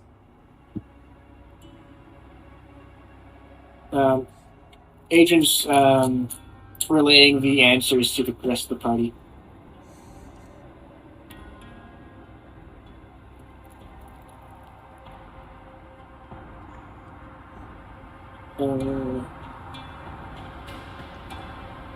We can assume that he's not asking a question to the soul. He's asking the party, so we can assume that they. Well, he'll turn to the soul alive guy and show him his boss's soul that he has in this cage. Yeah, see what I have here. This is your boss. Again. Can you tell me who you guys worked for? Some guy in a plague doctor's mask that looked a bit more like a mad scientist, mad alchemist. Do you think your boss knows why this plague doctor wanted this like that? I don't know, like, he would probably know, but, like, he was also acting a bit weird a couple of days.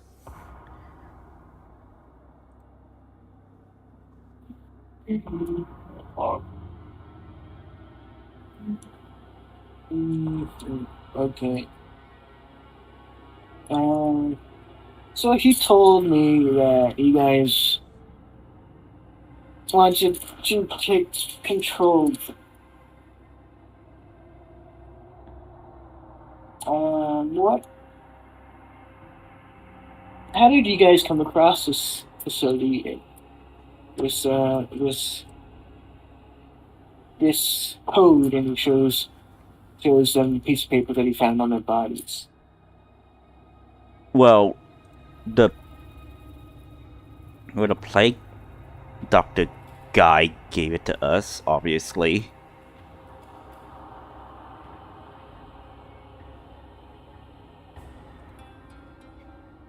He just told us where to go and told us what to do.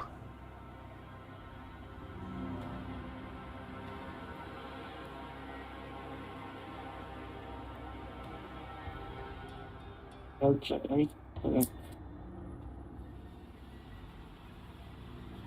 Then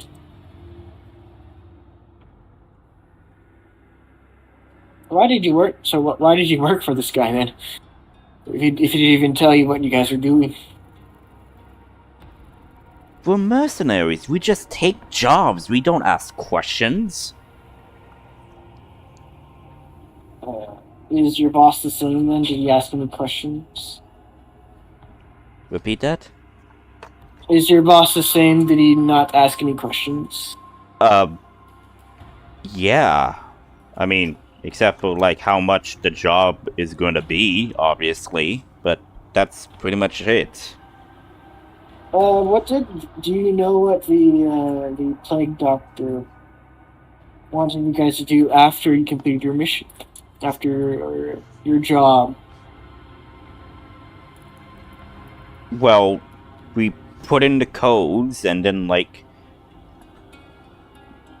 I don't know, we were supposed to, I guess, escort these people to the beach? Which beach. He kind of like says the beach, and it was the beach where you guys were at before. The one with the massacre at? Yep. That beach has been massacred. We were... nobody there is left alive. Well, obviously there were corpses there because the guy, like I said, was a mad alchemist scientist. But there was Nobody a boat. was there. There was a boat there and a ship. Where did you and your boss ever go on that trip? No, we weren't exactly allowed.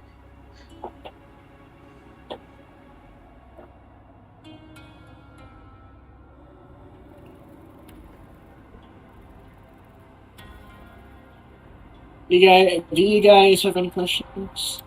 Alright. No, I don't.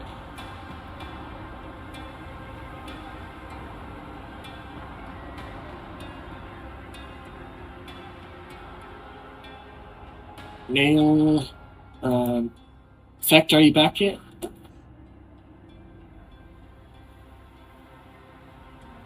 The only question I would have is if your boss has any code phrases. I'm assuming like Sorry, you're a little bit quiet there. He's asking, were there any code phrases or secret codes that the boss would have used? So the man will say, what do you think? This is like some noir rogue type story? I mean, like, sure, we had some codes, but they weren't too complicated. I mean, like, how many people are we transporting? How many money are we getting? How many goods are we transporting? Simple stuff like that. Anyone in that type of language can pick it up. Too bad you guys don't know that. What language? The language of thieves. Can you teach it to us then? He spits at the floor. I'm done talking. Are you sure you don't want us to do to you what happened to your boss and shake the cage again? And agent again trying to be intimidating. Roll for intimidation.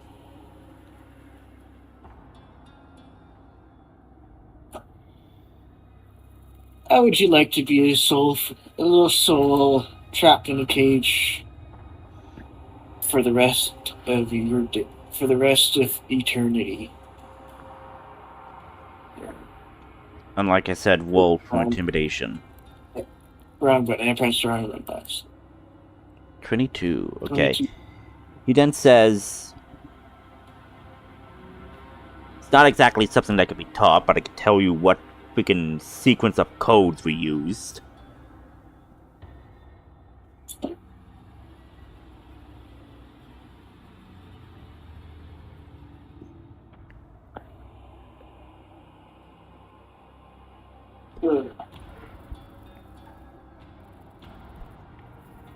Basically, it's a sequence with Common and Elven.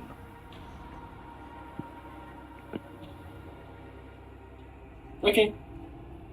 So the agent will let him teach him. Yep. So now you're able to discern this type of code breaking phase.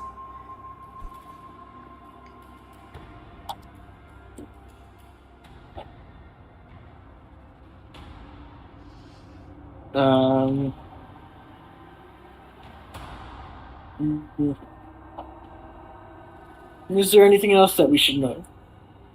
Anything important? He then says, only that you should keep your eye out. You never know when something might come and kill ya.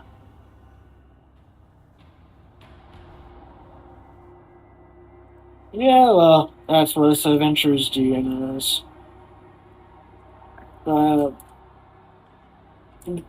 And I turn to the rest of the group. But do you think I should ask the captain any more questions? I have other uses for him. Where was he supposed to Not. meet the plague mask man again? If they have a place they meet. Ask. Sorry, ask what? Ask him how do they contact. Ask him how does he contact the plague mask man? Okay, Adrian will and ask Vissel a fourth question. Where and how do you contact the plague doctor? So, the man says, that's the thing. He sends us messenger birds. Okay. And you just respond back by doing the same? In a sense, yes. I mean, they don't exactly have a lot of range.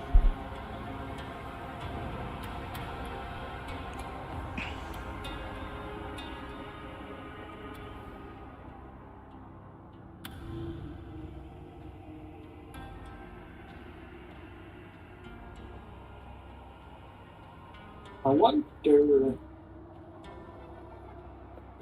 Do you know when the plague doctor's supposed to send you his next message? We're supposed to send him a message saying that the job is done. And then what? Then that's it. We wait until further instructions. He would basically tell us where to meet him. You didn't have any messenger birds that you send. Well,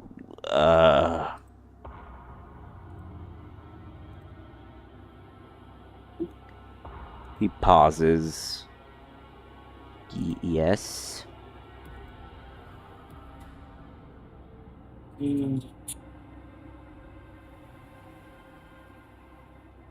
You'll probably recognize our handwriting.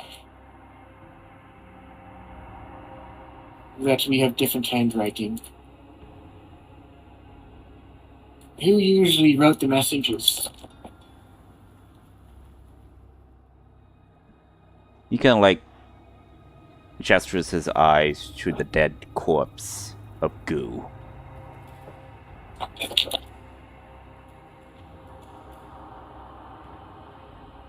Then he probably knows that your boss is big.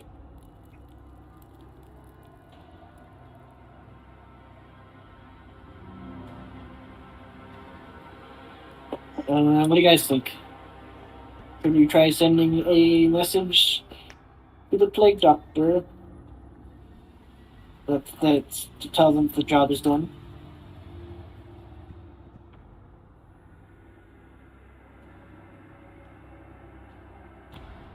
I mean, we could.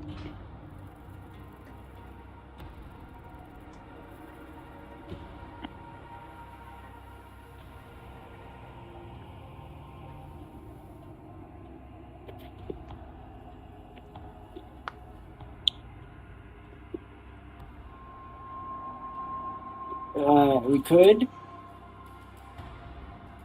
It's a possibility, but would you? Why? Are you hoping to get the next set of instructions, or to lure the guy into a trap? Either or is fine. Either or works.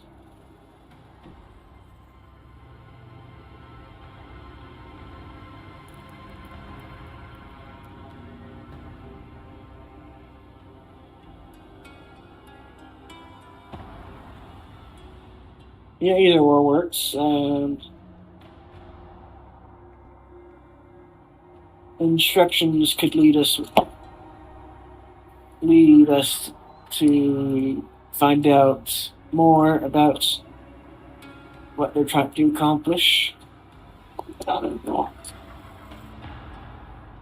Or a trap could do about the same thing, possibly.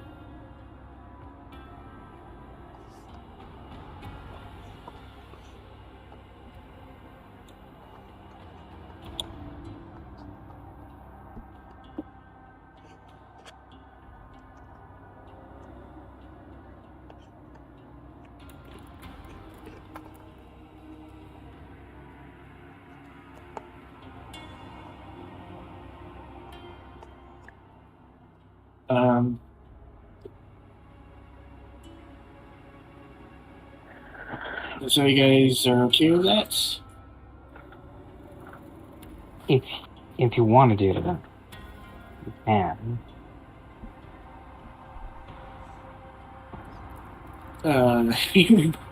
That's not really an answer, but sure. Okay. The only issue is that actually, there's not really an issue. How we're going to send a message to him? Because I thought... by the messenger bird. The messenger birds they have. You know where their messenger birds are? Well, ask them. Where are your messenger birds? He asks the guard or the mercenary in front of him. He says, left, right, back pocket. And major motion to left, right, back pocket? Yep. You see what appears to be paper with a magical symbol. Magic birds.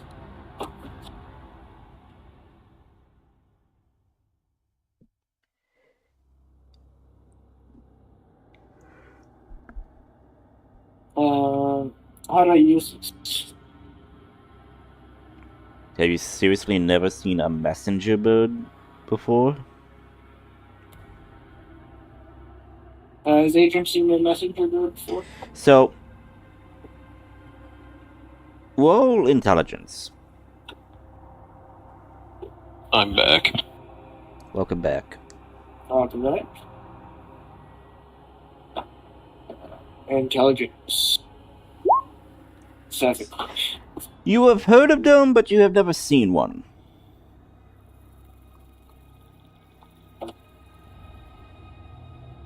Not one like this. You write your message. Tell it to the name who you want to send it to, and it will magically fly to the recipient. He says in a condescending tone. Well, what was the name of the plague doctor? We just call him by his alias. The surgeon. Hey.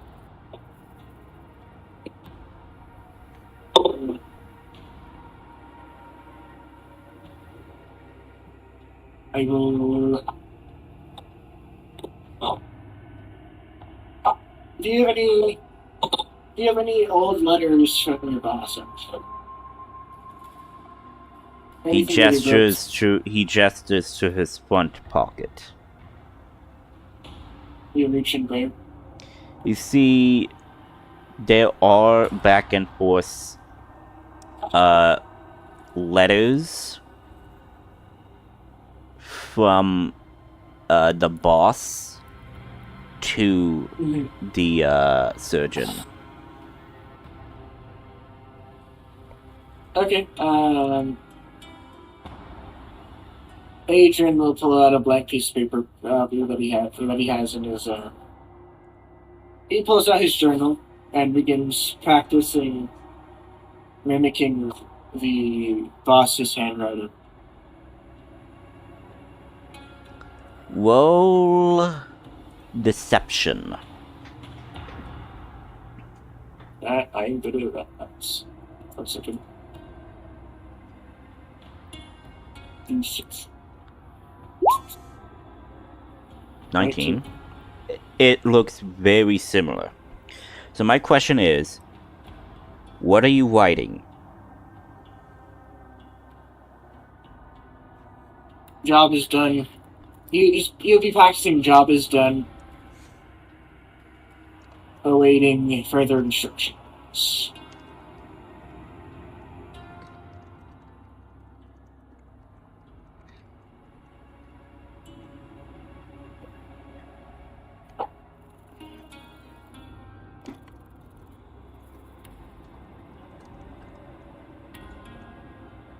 Yeah, that is what you. Okay. That is what he's writing over and over. So, in game chat, I said, job is done, waiting for further instructions, message sent to the surgeon. So is that what you're writing? Actually, he'll also look at the other notes, other letters. Okay. See what kind of personality the boss had. Was it formal, informal? Roll insight. Insight.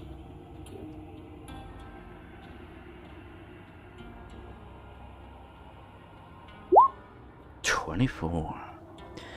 You can tell that this man is a very professional. However, you do notice that some of the words are mixed up. Like, job is done. Further instructions I will wait for.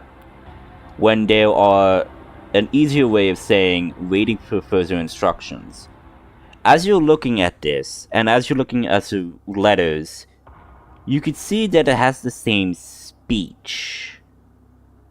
And considering of what Nail said and what this individual told you about a code, you begin to think that it might be related.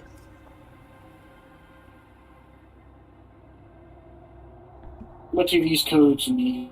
You show. I don't know. He wrote them.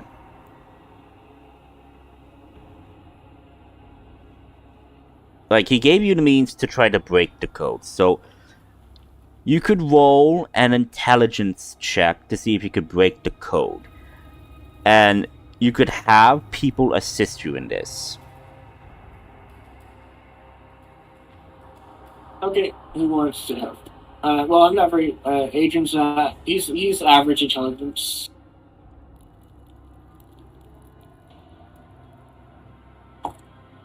You would like to try to crack the code. Adrian will help. So you will have. I think you have an advantage. Do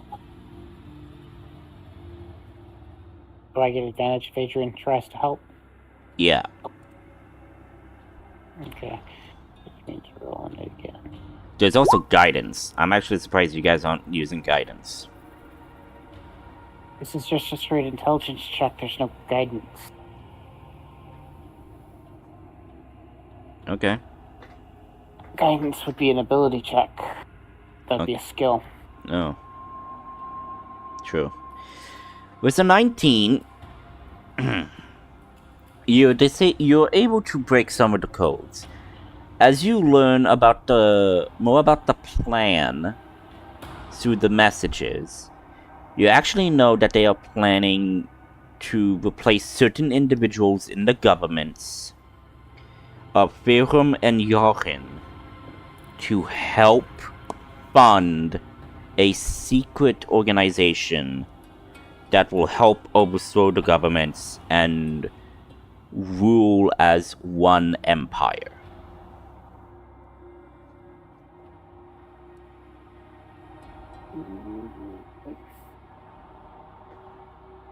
Oh, that's not good.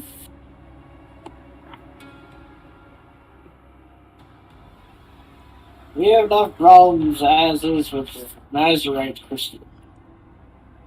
Yes, and it does mention about the Mazerite crystals as well. What does it mention? It mentions that they will use it to create mass panic, to make the government look a bit incompetent, as someone will come in with a cure to make the previous government officials look bad.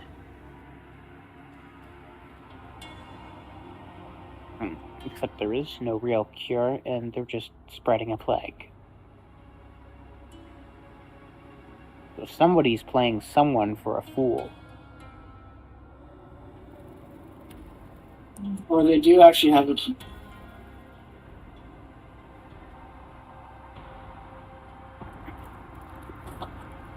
Well, are any of you guys anti-government though?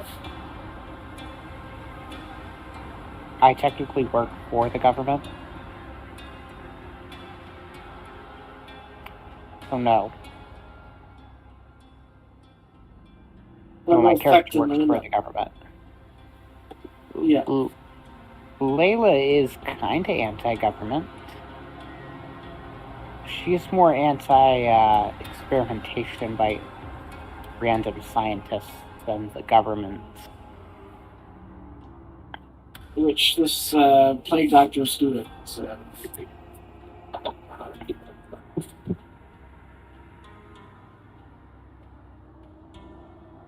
What will affect you? Or is he? Are you back yet? Yeah, Effect is back. Yeah, I'm back. It's fact the governments. Huh? Respect anti-government. He doesn't really give a shit about anything. You know, like, as long as he's not upset, he'll let the world burn. Okay. You know?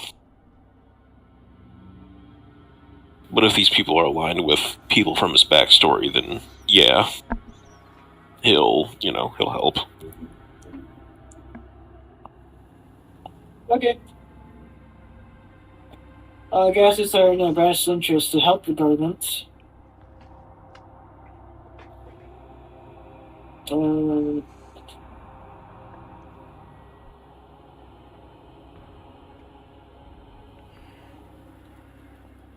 wonder,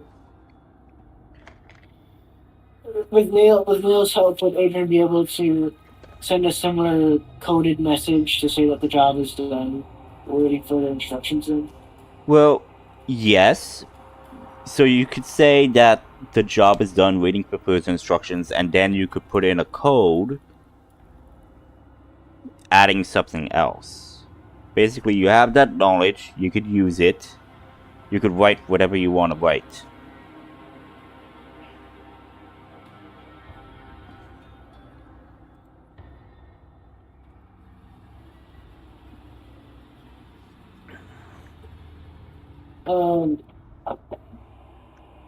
I don't think we need to say anything other than waiting for their instructions then. Okay. It's your call. What do you guys think?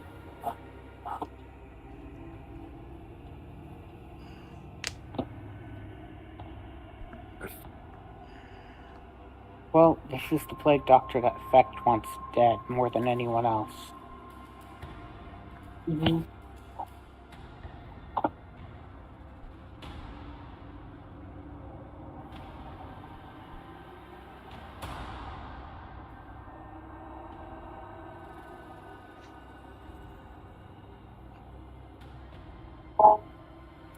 It's your call. Should we send anything else, like the secret message to the plague doctor, the surgeon, as to make him think that we're the boss still?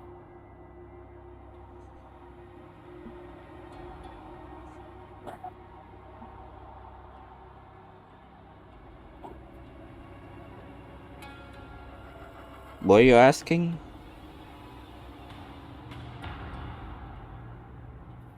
What are you asking, Adrian? I'm asking if you should send a secret message. If you should put a secret message in the. Some of the messages that were sent do not have encoded messages. Okay. I guess we don't really send them a further directions. Okay, so you write the message, job is done, waiting for further instructions, and you're gonna send it. Yep. Okay. As you do that, and as you sign to the recipient, surgeon, the parchment begins to shift into a paper crane and begins to fly away.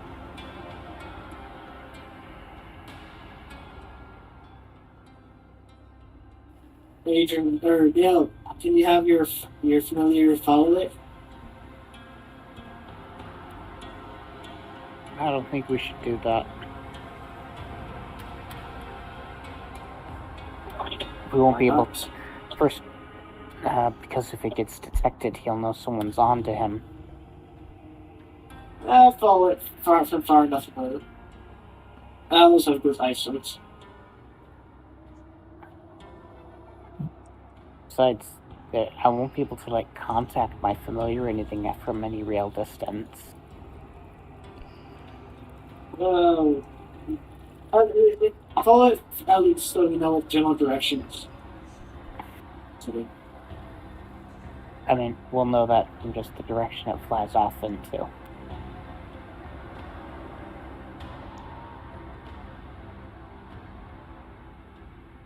And you just said, sure, familiar? Fine. I think it's a good. I don't think it'll be beneficial.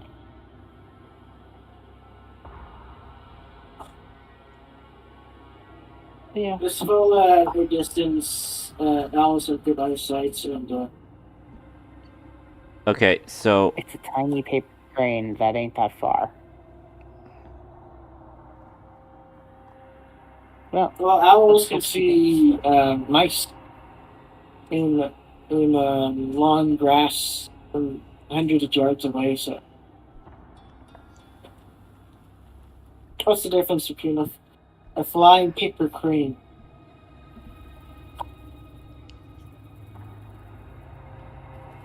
magic. Oh, we don't know if that. We don't know if it has any stealth magic.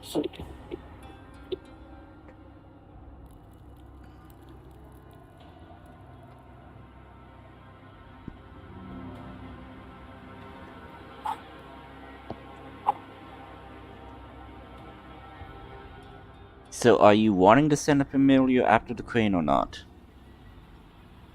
Yeah, I'll send my familiar after the crane. Okay. Okay. I would ask you to roll a stealth and perception check. And this will be the checks that we'll have for the entirety of the travel.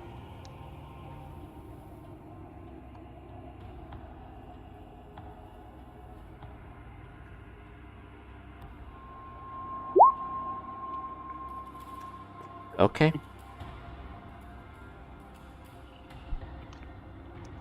Here we go. So, flies off. That happens.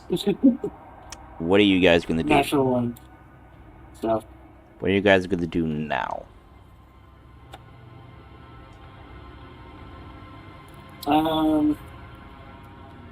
Wasn't there one more facility? Or am I crazy? Hmm? Wasn't there one more facility in this place, or we went to both already? No, this is the main facility. Okay, I thought there was one more side facility around. No. That's all. Yeah. Also, you guys hear a familiar voice coming from the outside.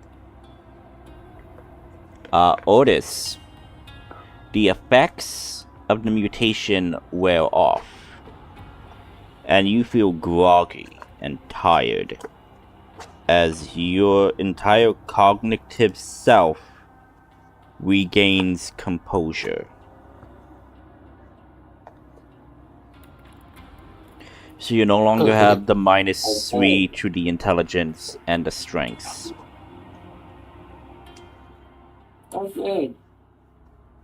You'll probably You don't call have to do them. anything after. Hey guys, where am I? And where are you guys? I'm down here.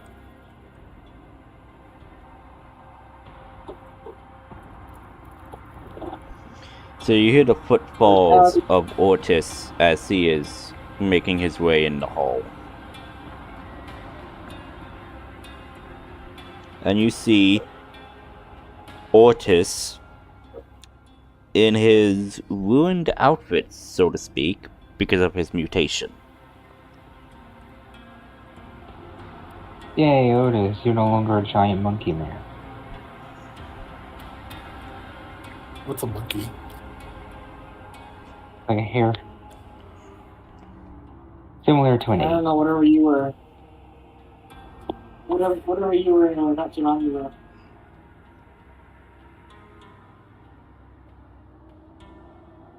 Okay. What's going on? In a facility that was cloning people from ancient times, Leader Dead were contacting false information to whoever they were working for in the hopes of finding out where he is.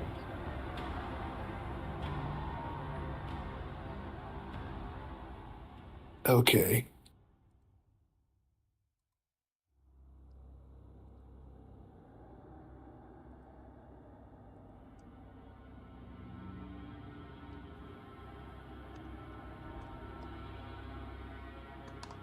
What happened to that guy? I don't know. I have his soul in here. And he shows you the cage. Went into his mind, found out he's working with an eldritch abomination that lives under the sea. He died.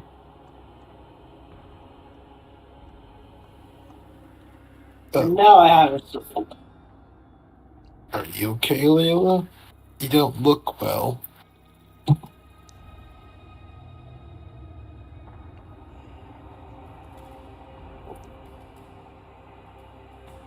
Well, no, for many reasons.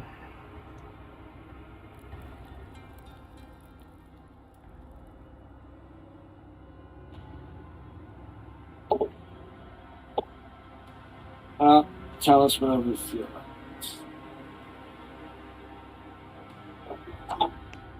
You can tell us whatever you feel like it's the girl to push first.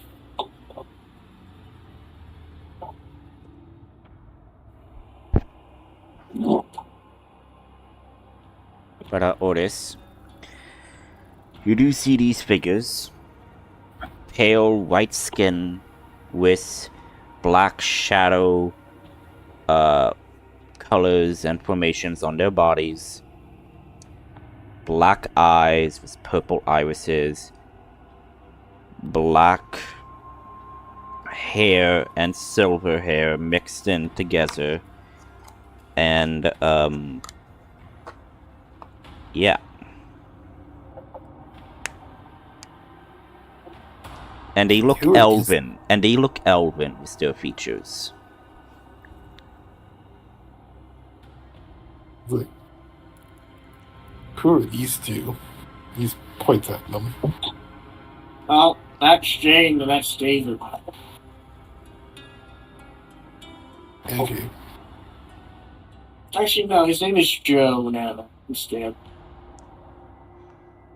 Jane and John Doe. Joe. Name and Joe. Okay. Joe.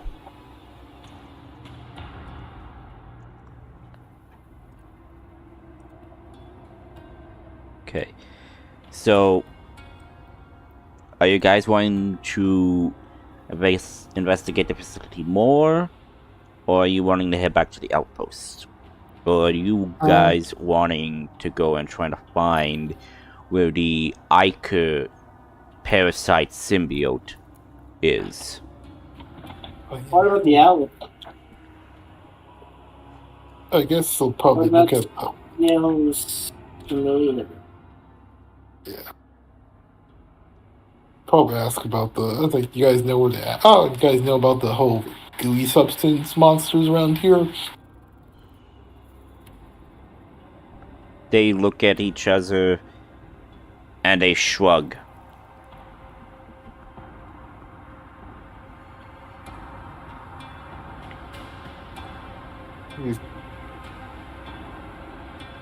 In the future, I'll expect clear answers to the best of your abilities. Are you questioning the bandits? Yeah. Yeah. He just pretty much just told them, like, yeah. Like, Okay, I thought you were asking Jane and Joe. no, he wouldn't ask them about the goo monsters. I don't think he'd know. Okay. He just asked the bandits. Okay, so they, like, said, like, what goo monster? Okay. Was this facility, like, all switching around this place was all switching around the environment? Nope. It has stopped and has sticking to the natural environment. Okay. No, he probably, like, is this place, oh.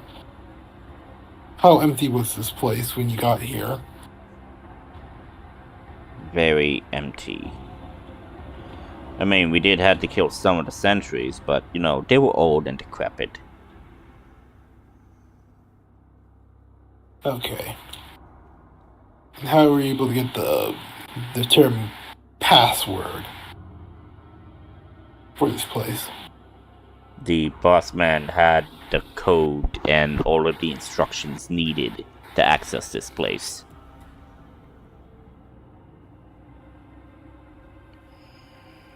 Okay. Who's the second command? I guess that would be me.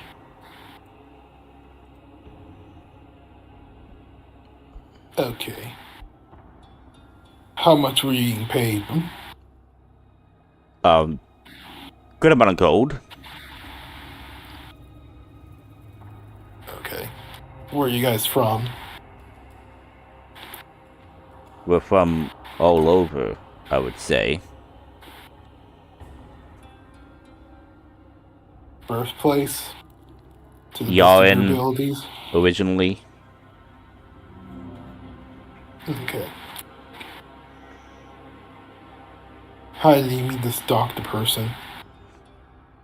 The surgeon, well, the boss man met him, and basically we have been doing jobs since he supposedly said he left Ravenspire after he was wrongfully outed.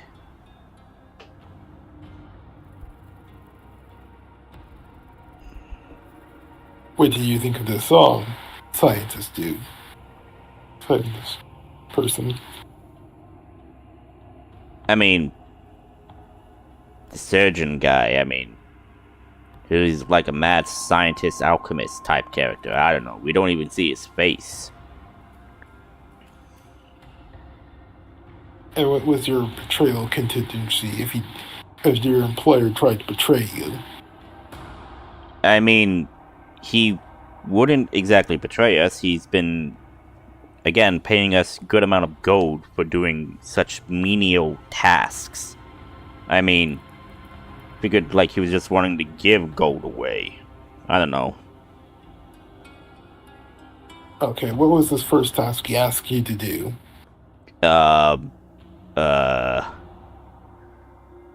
Basically go into like towns or such with a strange crystal gemstone and just basically try to use it to find the person that he needed.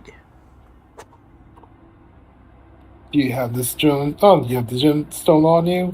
No, we gave it back to him after we found what he was looking for. Which was a man, by the way.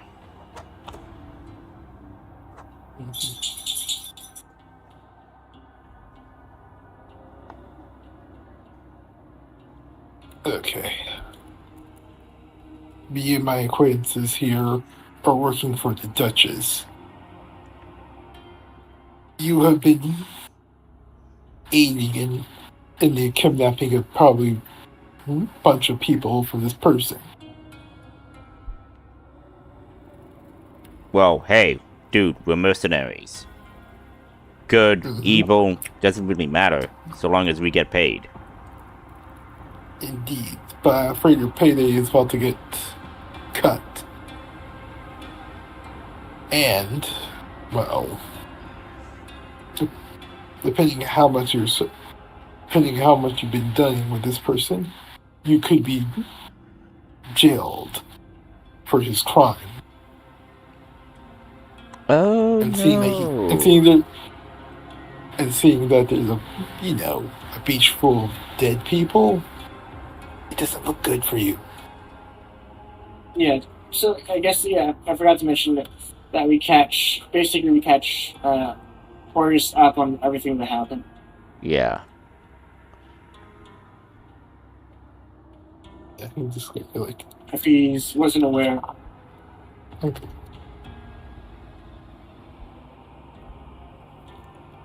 Now, we're going to go into camp. You'll be interrogated with a lot more people, and you'll be honest to the best of your abilities. Got it? And maybe we'll be lenient. That's what taking him forward. Maybe we'll be lenient.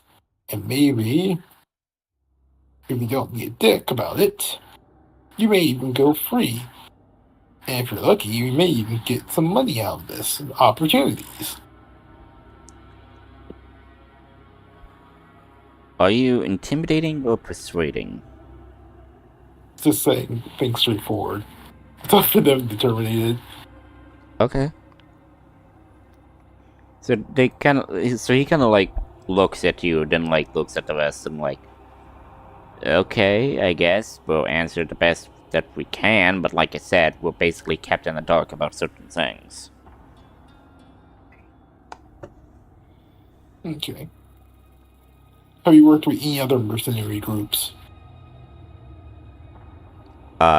Yes, but for this particular job, no. How many jobs have you worked for this, mad doctor? About maybe 10, 12 jobs. I mean, we only worked about 4 jobs in this decrepit place of a area. The other jobs were mostly in towns and whatnot. Do you have a list of the people he was looking for? No. He gave us the list and whatnot. He asked for the list back and then, like, he destroyed it. Do you remember the people he searched for? One was a woman. The other was a man. Maybe 1 or 2 elderly people and an elven child, teenager of sorts.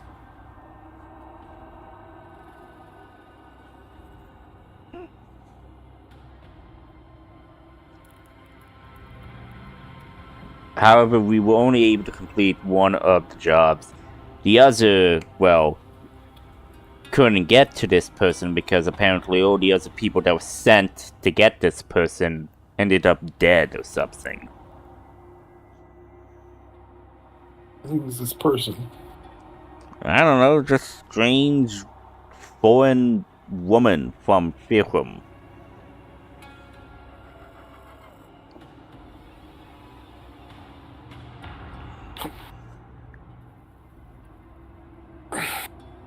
Range 1-0. Okay. I'm thinking of ending the session at 12. Is that okay for everybody? Yeah. Yeah. Sure. Yeah, because it is. Yeah, that's okay. Yeah, because it is getting late, and I've had to try not to push it up to 4 hours. So 3 hours is pretty good. But so he tells you that it was just this woman. He describes the woman that's wearing some type of face veil mask and whatnot, carries a scepter, like staff and whatnot, and wearing some traditional traveler's clothes from Firhum. Okay. Sounds familiar. Okay. I guess we could have the Supreme Caretaker send some drones over here and reestablish security. We'll also have to have all the hopefully any of the facilities bloodline security double tapped, I think, or double secured. Where they found the genetic code for the male and female genome of the ancient civilization. But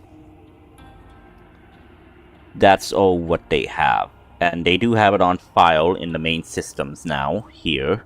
So this facility would be of importance. Yeah. We'll also have to get people in the Citadel to go here to make sure this place is secure.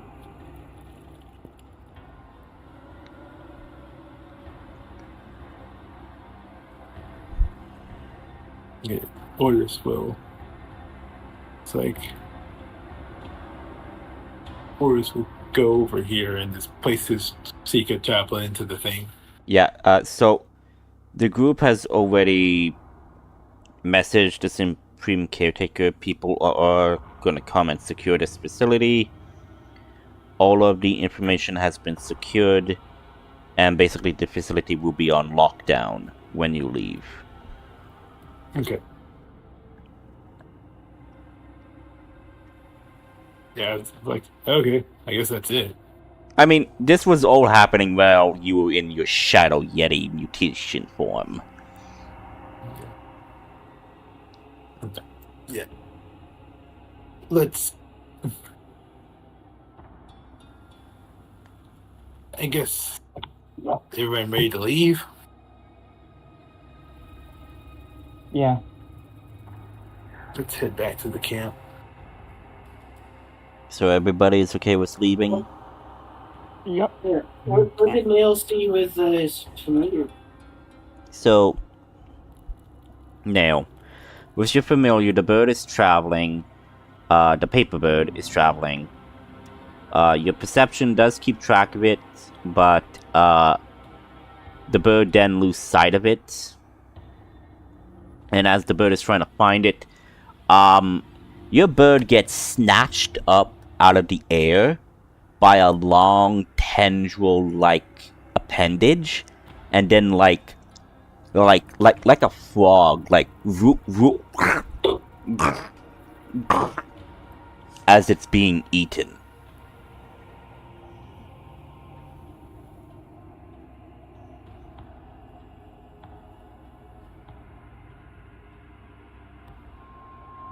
Adrian, you owe me 10 gold.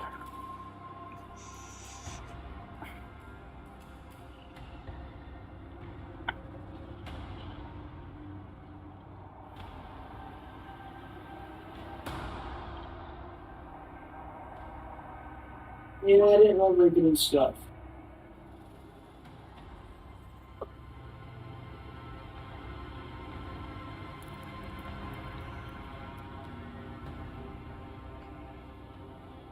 Adrian will give Nail. Nail tells him about what happened to his familiar. Adrian will give Nail the incense needed to make a new one.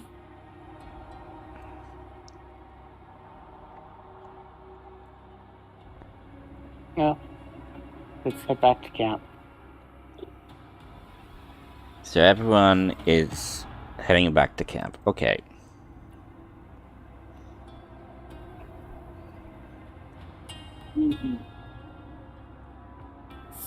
So, you make your way back to camp. Well, actually, no. You're making your way back in the forest.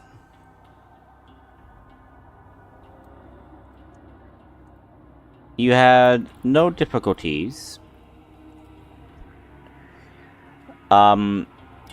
Like I said, the entire changing of the zone that you were in stays in the natural state. As you gather the rest of the people, the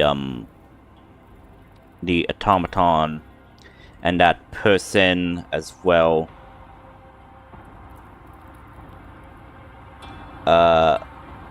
And you met along with Kim. You guys get out of there without any issue, and you head back to the base camp. And was it this? No.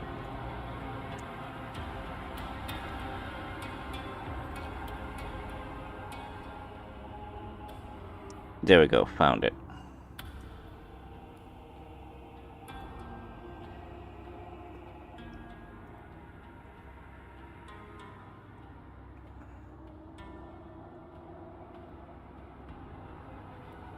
Why does this place feel more crowded than before?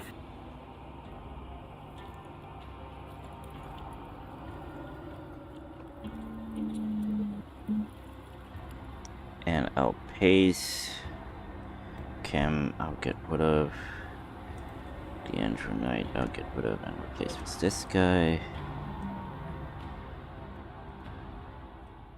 And yeah, now I have this noble guy. So there were more the scouts returned and whatnot, so all of that. But you guys return. Everything is normal. You have your prisoners. I forgot to copy and paste those guys. Hang on.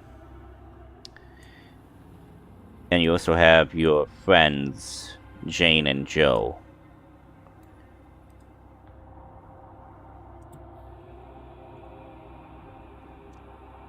And you also have Layla, who is basically an 11-year-old now. Oh yeah, I forgot about that. Oh, hello, small child. What are you doing here? He just stares at Layla. That's Layla, who's gotten smaller. Due to younger. magic. No, this is a small child. Layla's older. Gonna hit you with a rock. Oh, it was like, He looks at the rock and hit. Oh, hello, rock. You weren't there before. just talks to this caretaker. Hey, caretaker, can you clone? Is it possible for us to clone Thek's body and then transfer his soul into the new body? He will look at you with genuine horror at the thought of anything like that Wow. happening to him. Okay, so you're asking the tail kicker You or can't supreme? see his expression, so you just see like the plague doctor beak whip at you, basically whipping your direction. Yeah. So are you asking the supreme caretaker or the caretaker? Just the caretaker. Okay. So the caretaker assistant AI that you have with you says like, I mean, soul transferring to a new body, that is something we have never done before. You won't touch me. And the caretaker just looks at Becton like, and I'm gonna go. Never gonna talk about that again. Bye. And like disappears from the Sheikah plates. Looney Tunes disappears. But yeah, everybody is looking at Jane and Joe and they feel like very out of place. Kim is the only one that's with them, along with the android knight, making sure that they are safe. You have this guy over here and says, "You? Are you the commander?" "Yes." "I would like to lodge a complaint. I was kidnapped against my will and whatnot." "Yes, yes. And you are I'm the son of a merchant. I would like to get out of here, please. So, travel right now is prohibited due to, like, an urgent emergency. We will try to get you back to wherever you came from. And walks away in a huff.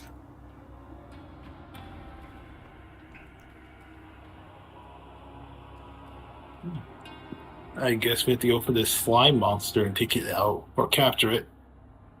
So you have the Iker parasite monster, and then you also have the other monster, which was the dryad. You already took out one of them, and you have, I think, 3 more to go.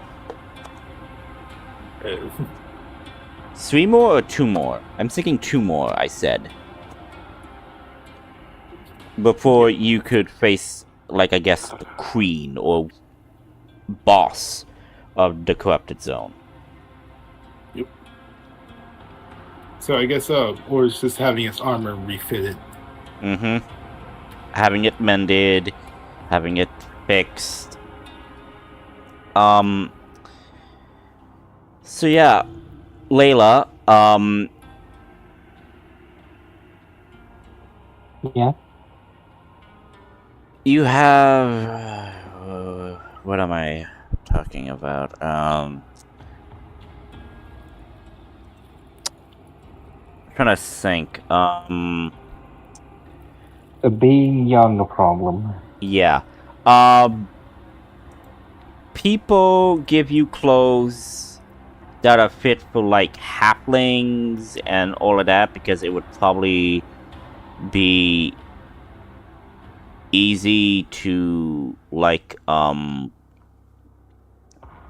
a sense, you know, easily fit you. Like they make changes to your armor and whatnot to better fit you.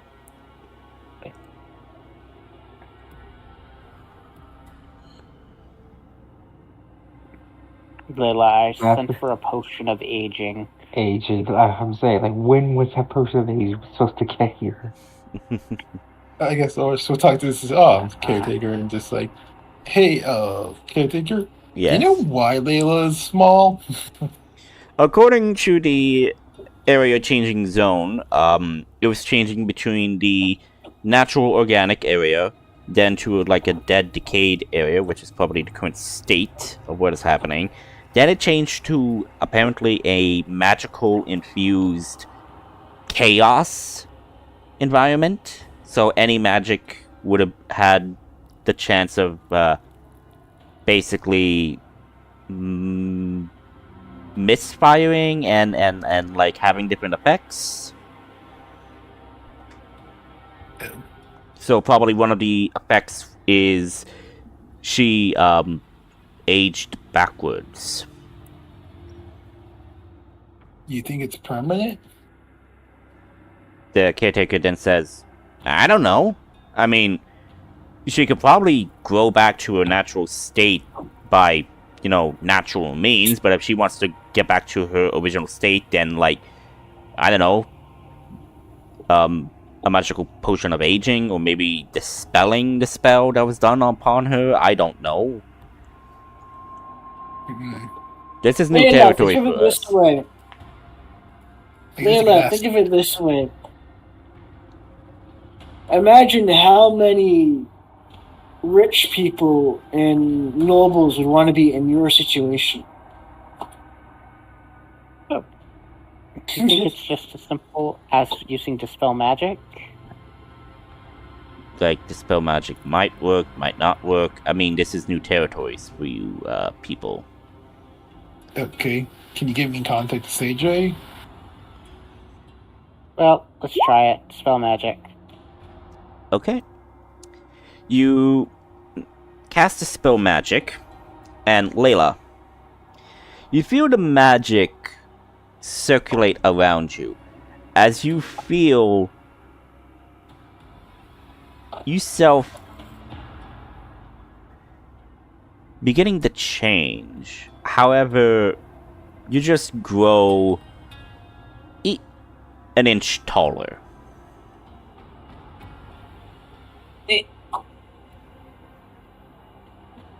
But you do feel that whatever was causing you to be stuck at that age is disappeared. So it is possible for you to naturally grow back to your original size and age, but a potion of aging might be helpful.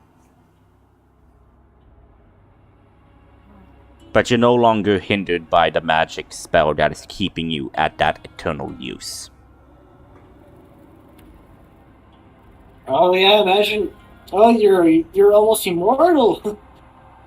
You just got rid of your immortality.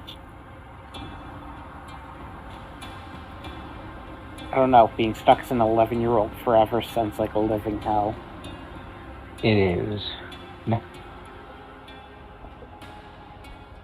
So When's the potion supposed to I get have a here? growth stroke. the potion should get here by tomorrow. So you could all take a long rest and go to sleep, or you could do something else in the meantime. Or it's just taking a long rest. Okay. Taking a long rest. Adrian would like to do a few more things with the soul before he takes a long rest. Okay. He doesn't want to. So let's see what else can I do. I can use action to name a place a humanoid saw in life, which future based on visible sensors somewhere in that place. Okay. I have to name the location. Don't know. So there's a 1 in 1 millionth chance that he might know something. So, as his fourth question then, Adrian will ask, where did you meet the surgeon in person? Okay. There's a long pause, but he then says, border between territories, border between good and evil, borders between wickedness and evil.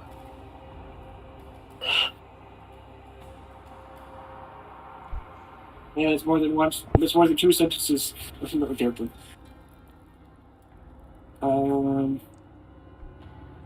Fifth question.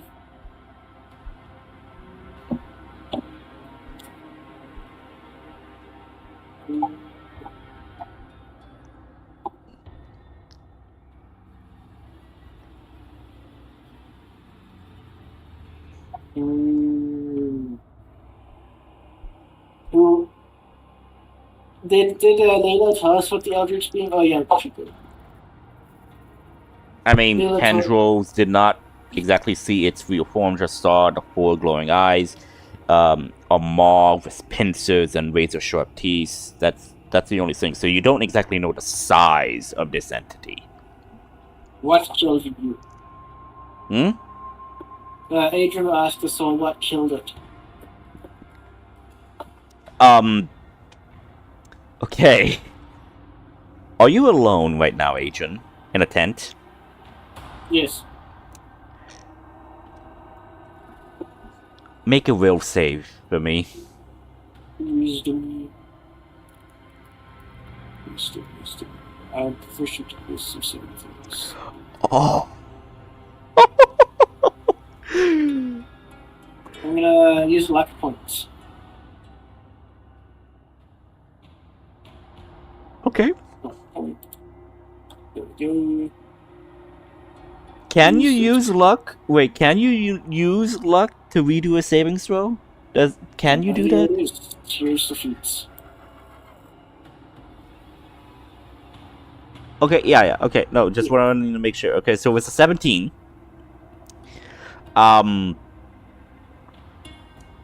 You feel something, in essence, make contact with you.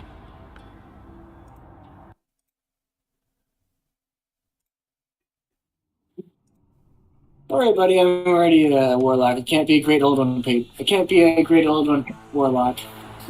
So, you feel your mind and body shift into a watery area. You hold your breath because it's instinctful. You're holding it until you're like gasping for air. You let go, but then for some reason you're able to breathe underwater.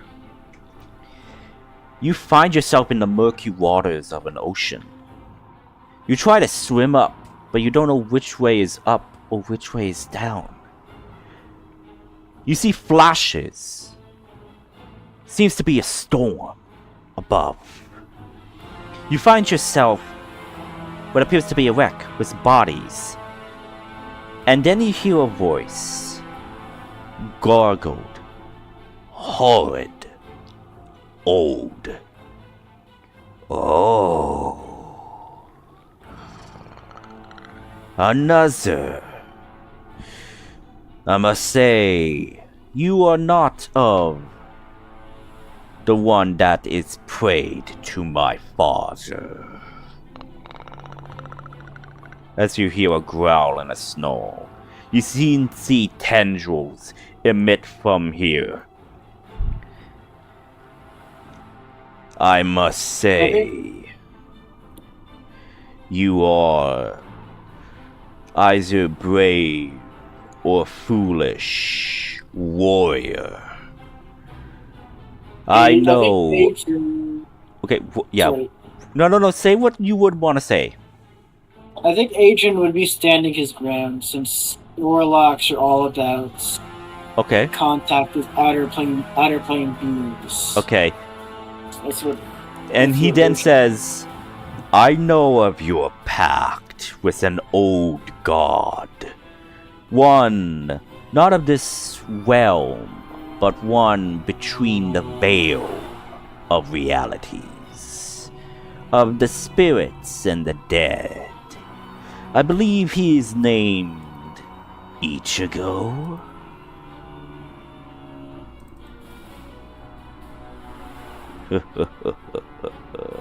And what is your name? My name? Well, it would be difficult for you to pronounce, but you could just call me the Devourer of Life. That's enough. Alrighty.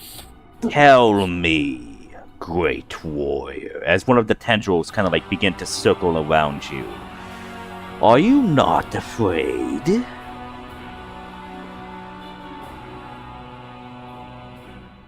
Little yes.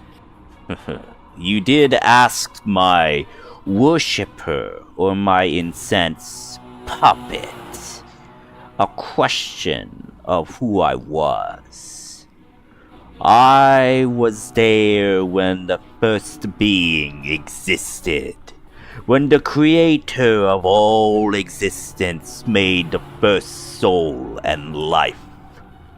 He created me to cull the garden of life. I grow ever so hungry, and when it was time for me to cull and devour this world, the ancients imprisoned me. Tell me, warrior, am I simply evil for doing what I was created to do? To end life, to ensure that a balance is maintained. You are a god of death, something like that. Oh, and then the tendril grabs you. Do you resist or do you fight?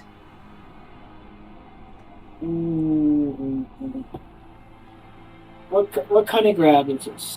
It is it's more than one tendril. It is grabbing you, and like you feel like it's going to try to pull you into the hole.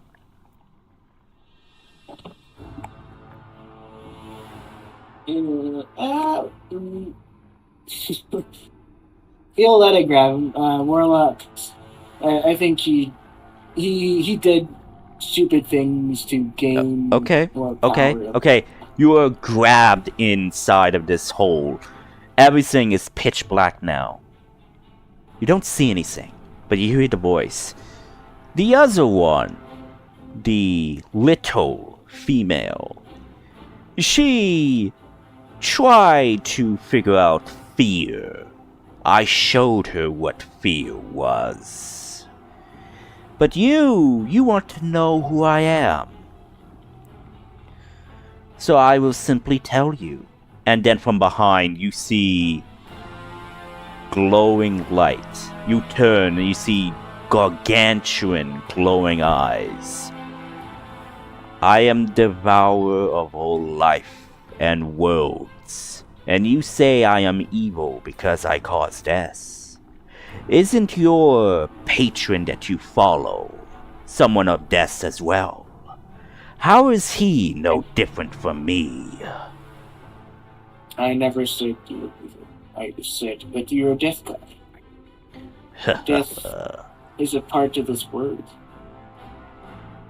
Well, as you then see the pincers and maw of this creature, as it opens and like heaves and snarls, you smell bile, death. It says, I will leave this with you, little warrior.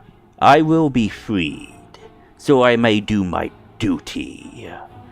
Cull life to ensure that a balance is maintained.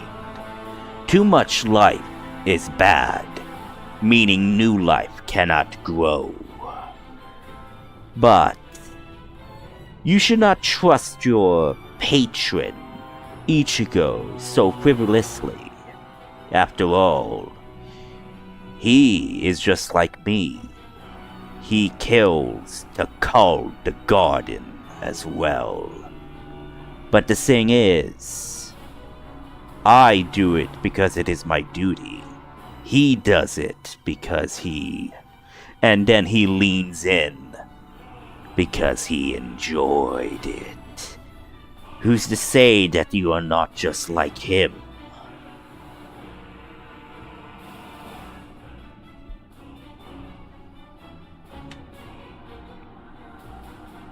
I fight for what I believe.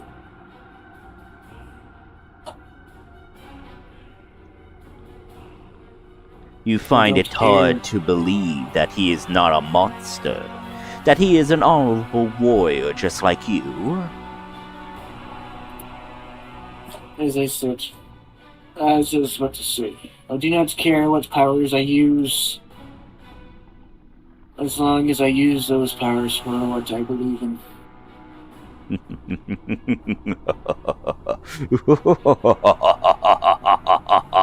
As the laugh becomes a bit deeper and gargled. You amuse me, mortal. Very well. I'll tell you something. Deep within a temple, not of this island, there is an old artifact. One that was meant to call forth me. If you acquire it, there is a chance that you might be able to command me.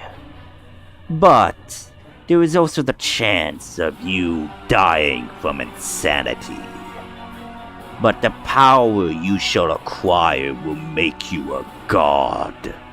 One of death. But will you sacrifice everything to achieve this? To protect and defend the good in this world? Only time will tell. Adrian Amakir, I look forward to your choices. And then, like, the maw basically closes upon you, and you wake up from your trance.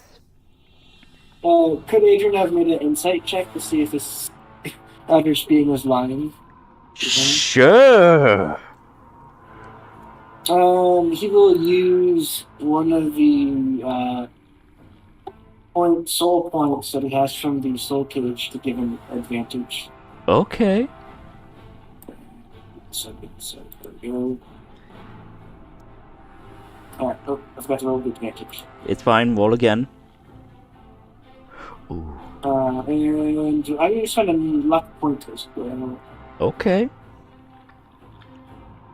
Actually, yeah.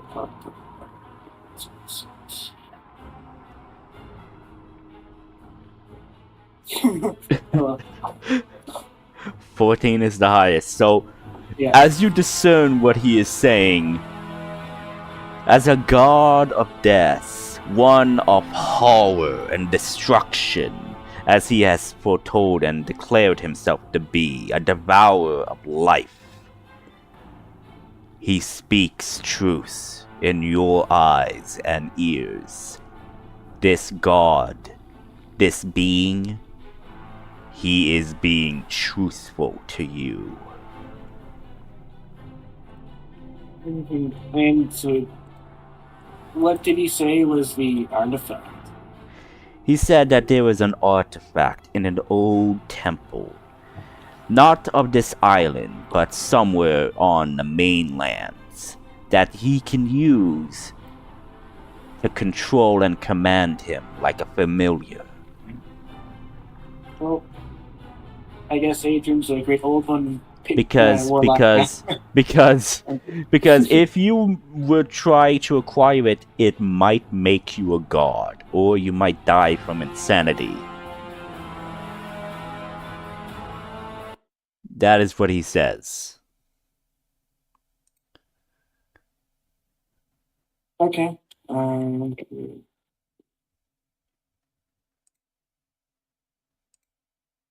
You will ponder it.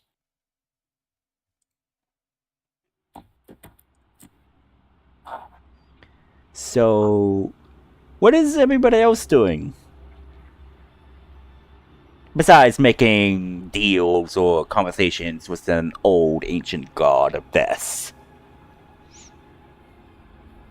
Or just sleeping. Layla is sleeping. I don't know, Nail, what are you doing? Are you making potions before you go to sleep? Sleeping. Okay. Beck, what are you doing? Probably just staring at them while they sleep. That or...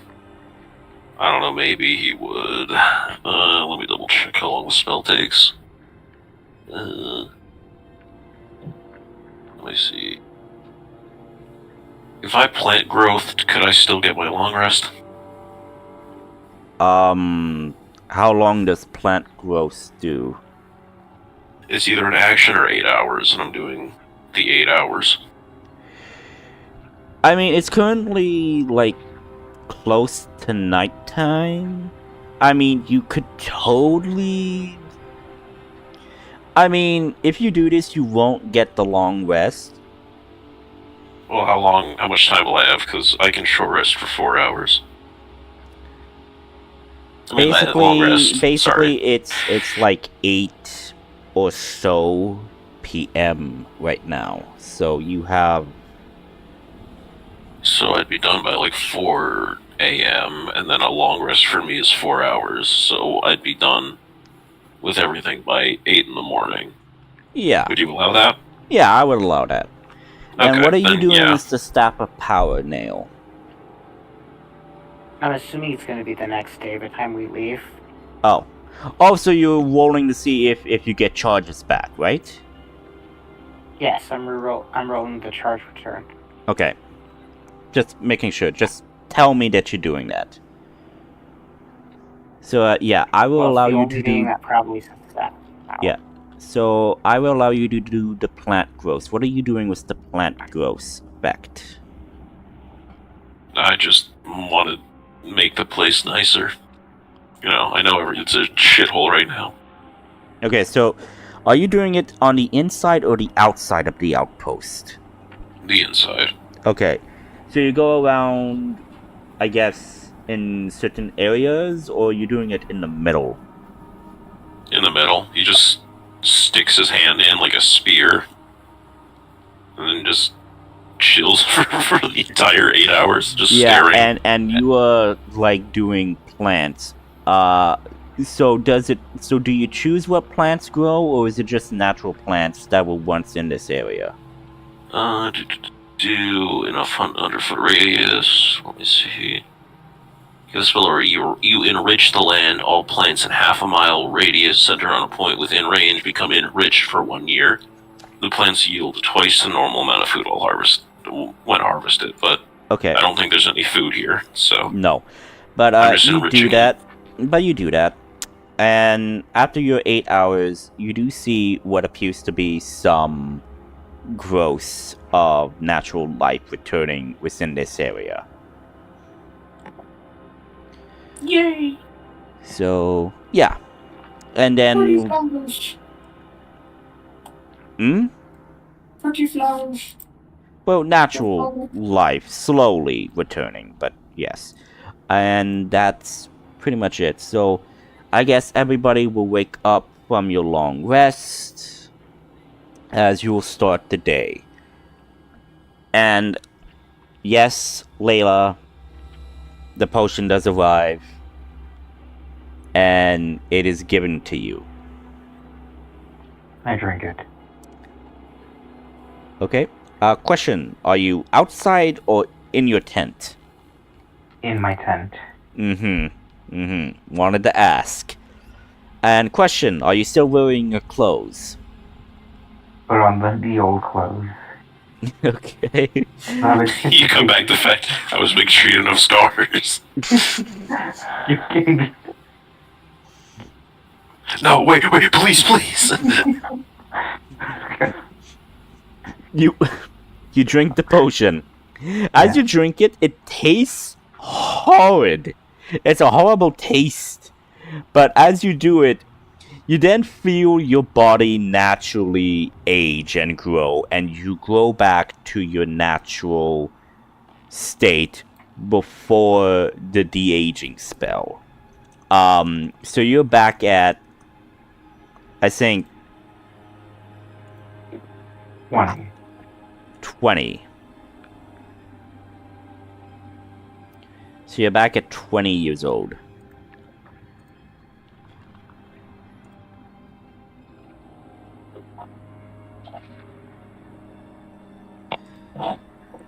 So, with that, we'll end the session. So do keep in mind, Layla, you do have that 1 point in insanity, and 3 points in insanity means, I guess your character dies? Or goes insane? Wait, what rules are you using for the insanity? I just started implementing this, so I need to look up the rules of insanity, but I'm thinking I'm using the generic rule set. From where? Let me look it up. Because I have a sanity system and I can think too. Madness. Easy to use 5e insanity. Okay, that's something different. Okay. Not exactly. Okay. Characters with insanity levels between 0 and 9 have tier 1 insanity. Characters between 10 and 19 have tier 2. Have tier 3. Okay.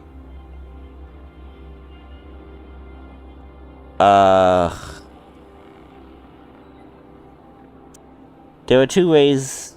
The first way I do it Yes, it's up to me. Classifies, okay. Oh, and gain a new flaw. Okay, so basically you are...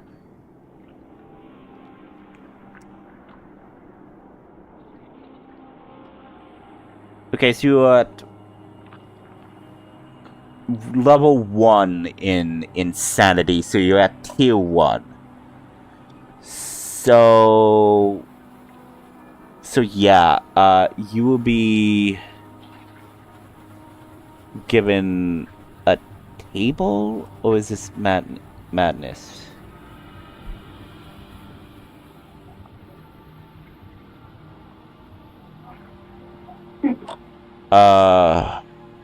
Yeah, like I said, it's a new system that I'm wanting to implement because of this eldritch god thing that you just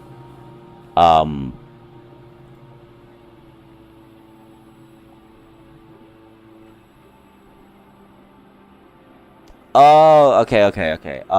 There's the 5e variant rule.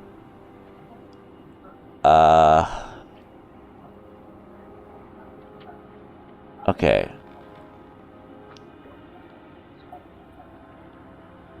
I just thought of something. I saw one. Yeah, I'll figure it out. I'll send you the rules I'll be using in the I guess the homebrew of what I will be using.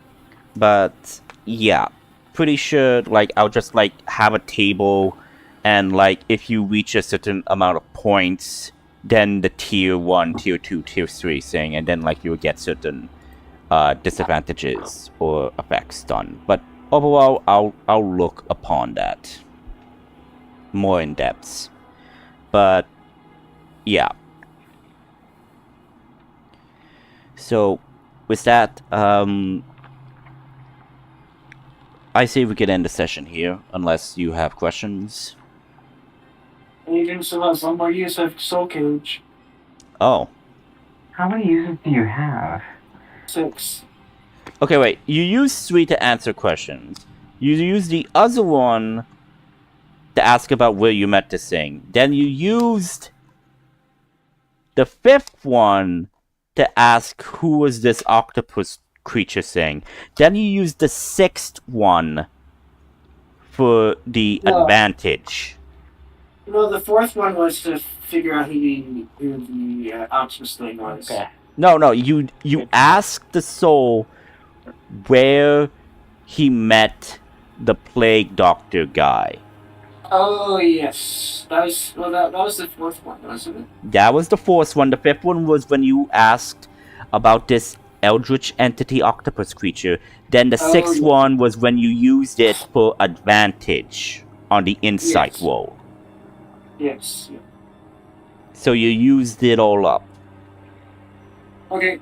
I forget what happens to the soul after using all that. So dissipates and goes away.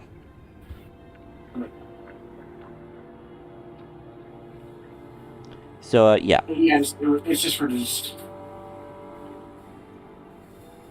That is actually not a class ability. That is not a subclass ability. That is a spell.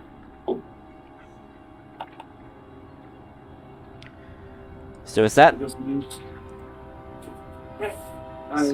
See you guys next time, I guess. Yeah. And Layla, I will again post in the homebrew the rule set that I will be using. Okay. Or I'll just make up my own. We'll see how it goes. Alright. So I'll catch you all next time. Okay. Bye. All right. Bye bye.